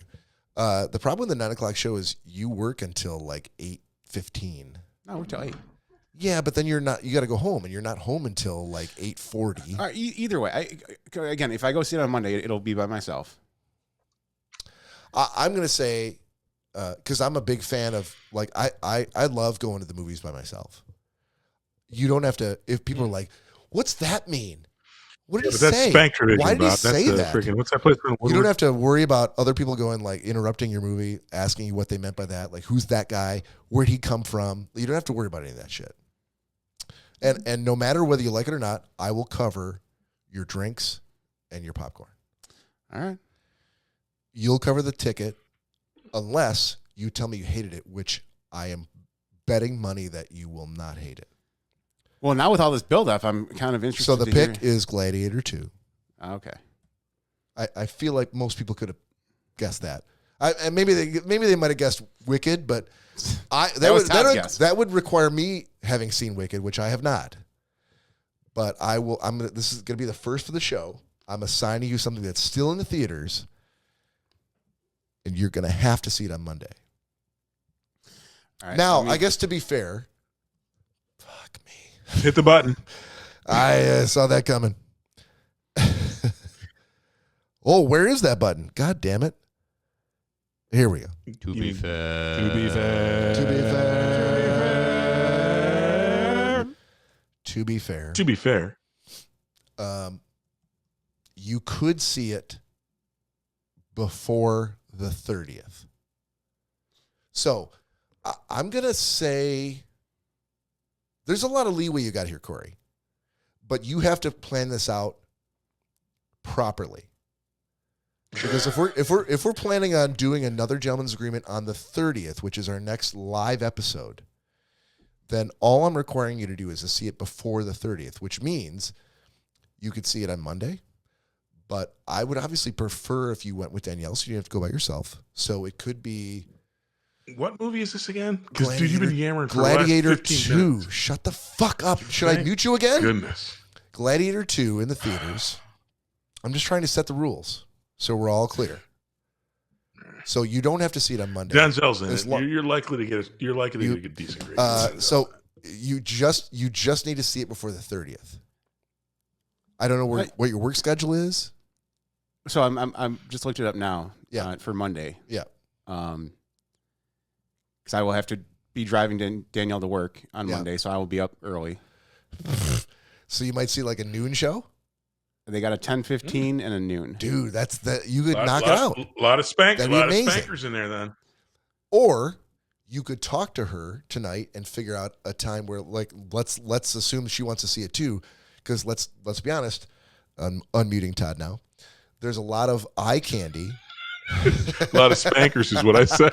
It's basically there's a lot of spankers in that. It's a thirst trap for Paul Mescal in Gladiator 2.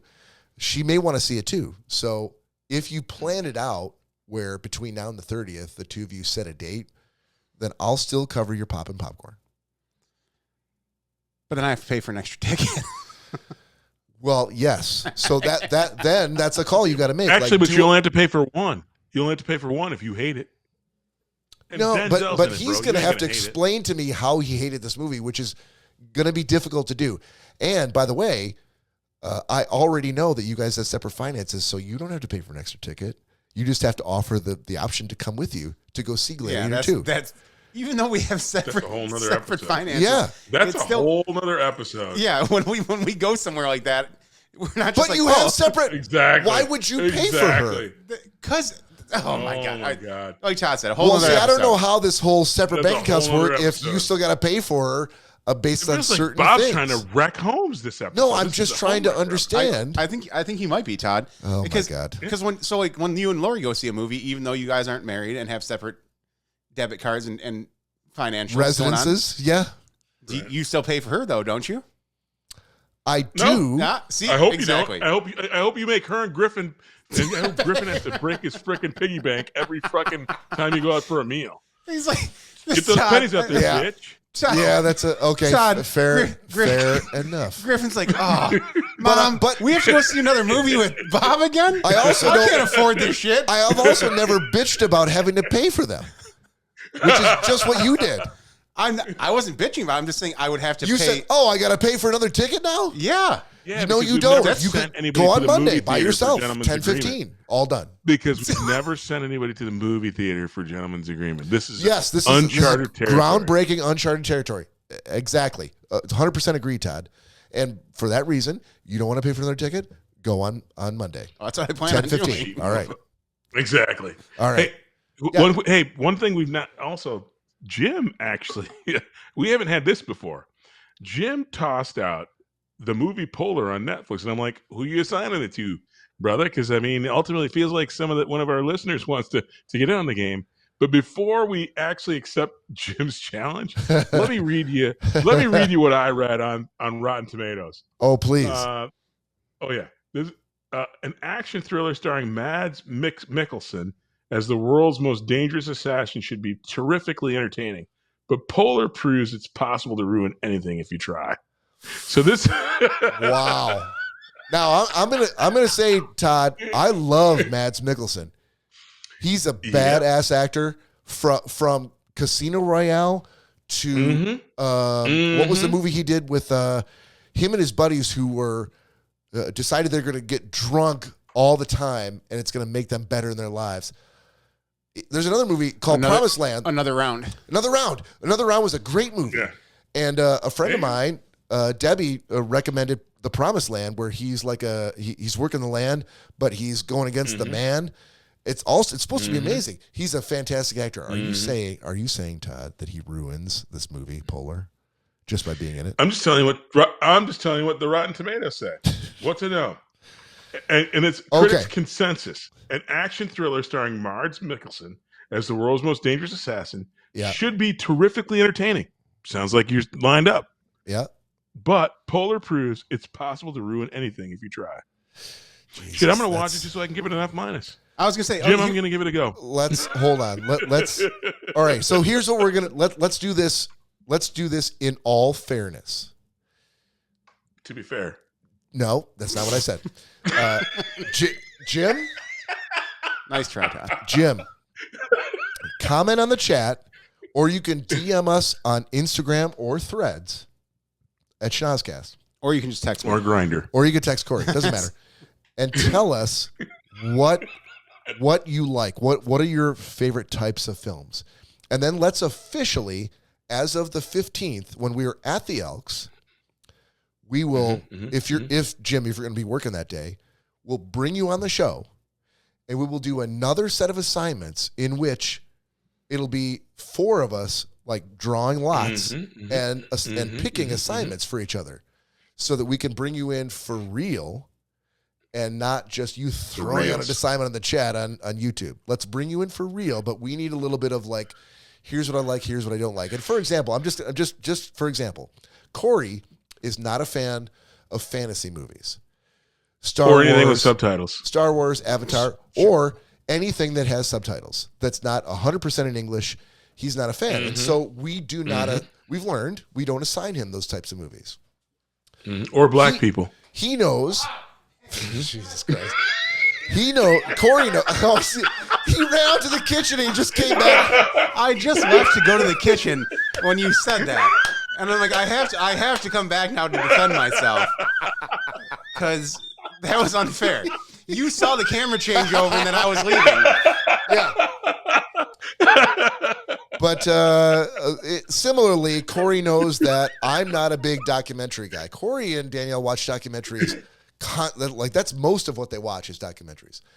I watch movies.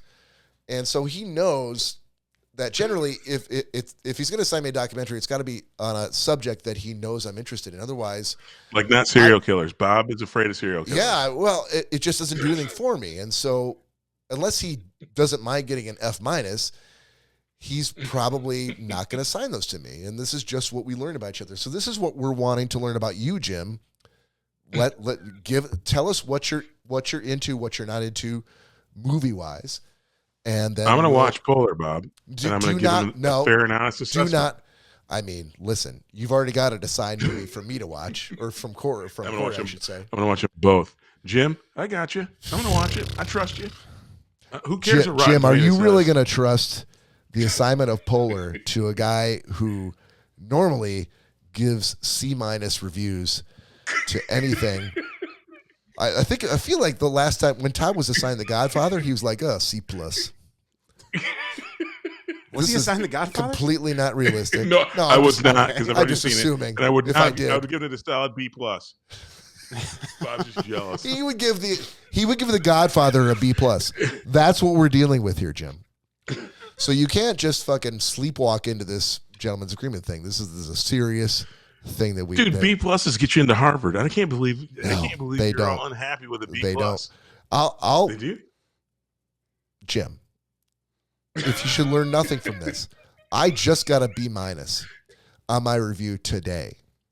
And I put my hands up and literally shouted as though I just won the Olympics at 55 from Todd. Because you're not good at assigning movies.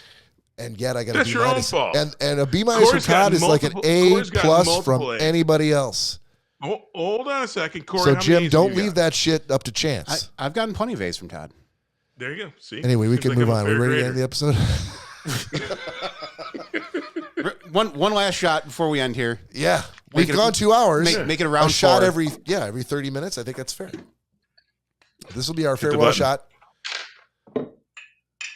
No, I said I think that's fair. That is To be not the fair. same thing. And anytime Todd hears the word fair, Yeah. it's like just hit the button. Hit the button. Oh, but earlier in the episode, in the first 30 minutes, it was like, I'm going to the fair tomorrow. Completely didn't say a word. That's F-A-R-E, Bob. Exactly. F-A-I-R-E. Like they I'm pronounce ready. it on I'm the ready. West I'm ready, Coast. bitches. Cheers, Cheers, boys. motherfuckers. Here's to a good episode. Salute. All right. Woo-wee. That is the... I want no. I got one other thing to say. Feliz Navidad, Fröhliche Weihnachten, Merry Christmas, bitches. I love you. Gesundheit. And that is the episode for the week. We will see you on the 15th at the Elks for the Lions versus Bills. Until then, Bob, Cory, and Todd saying we love you. We'll see you next time. Peace out. See ya.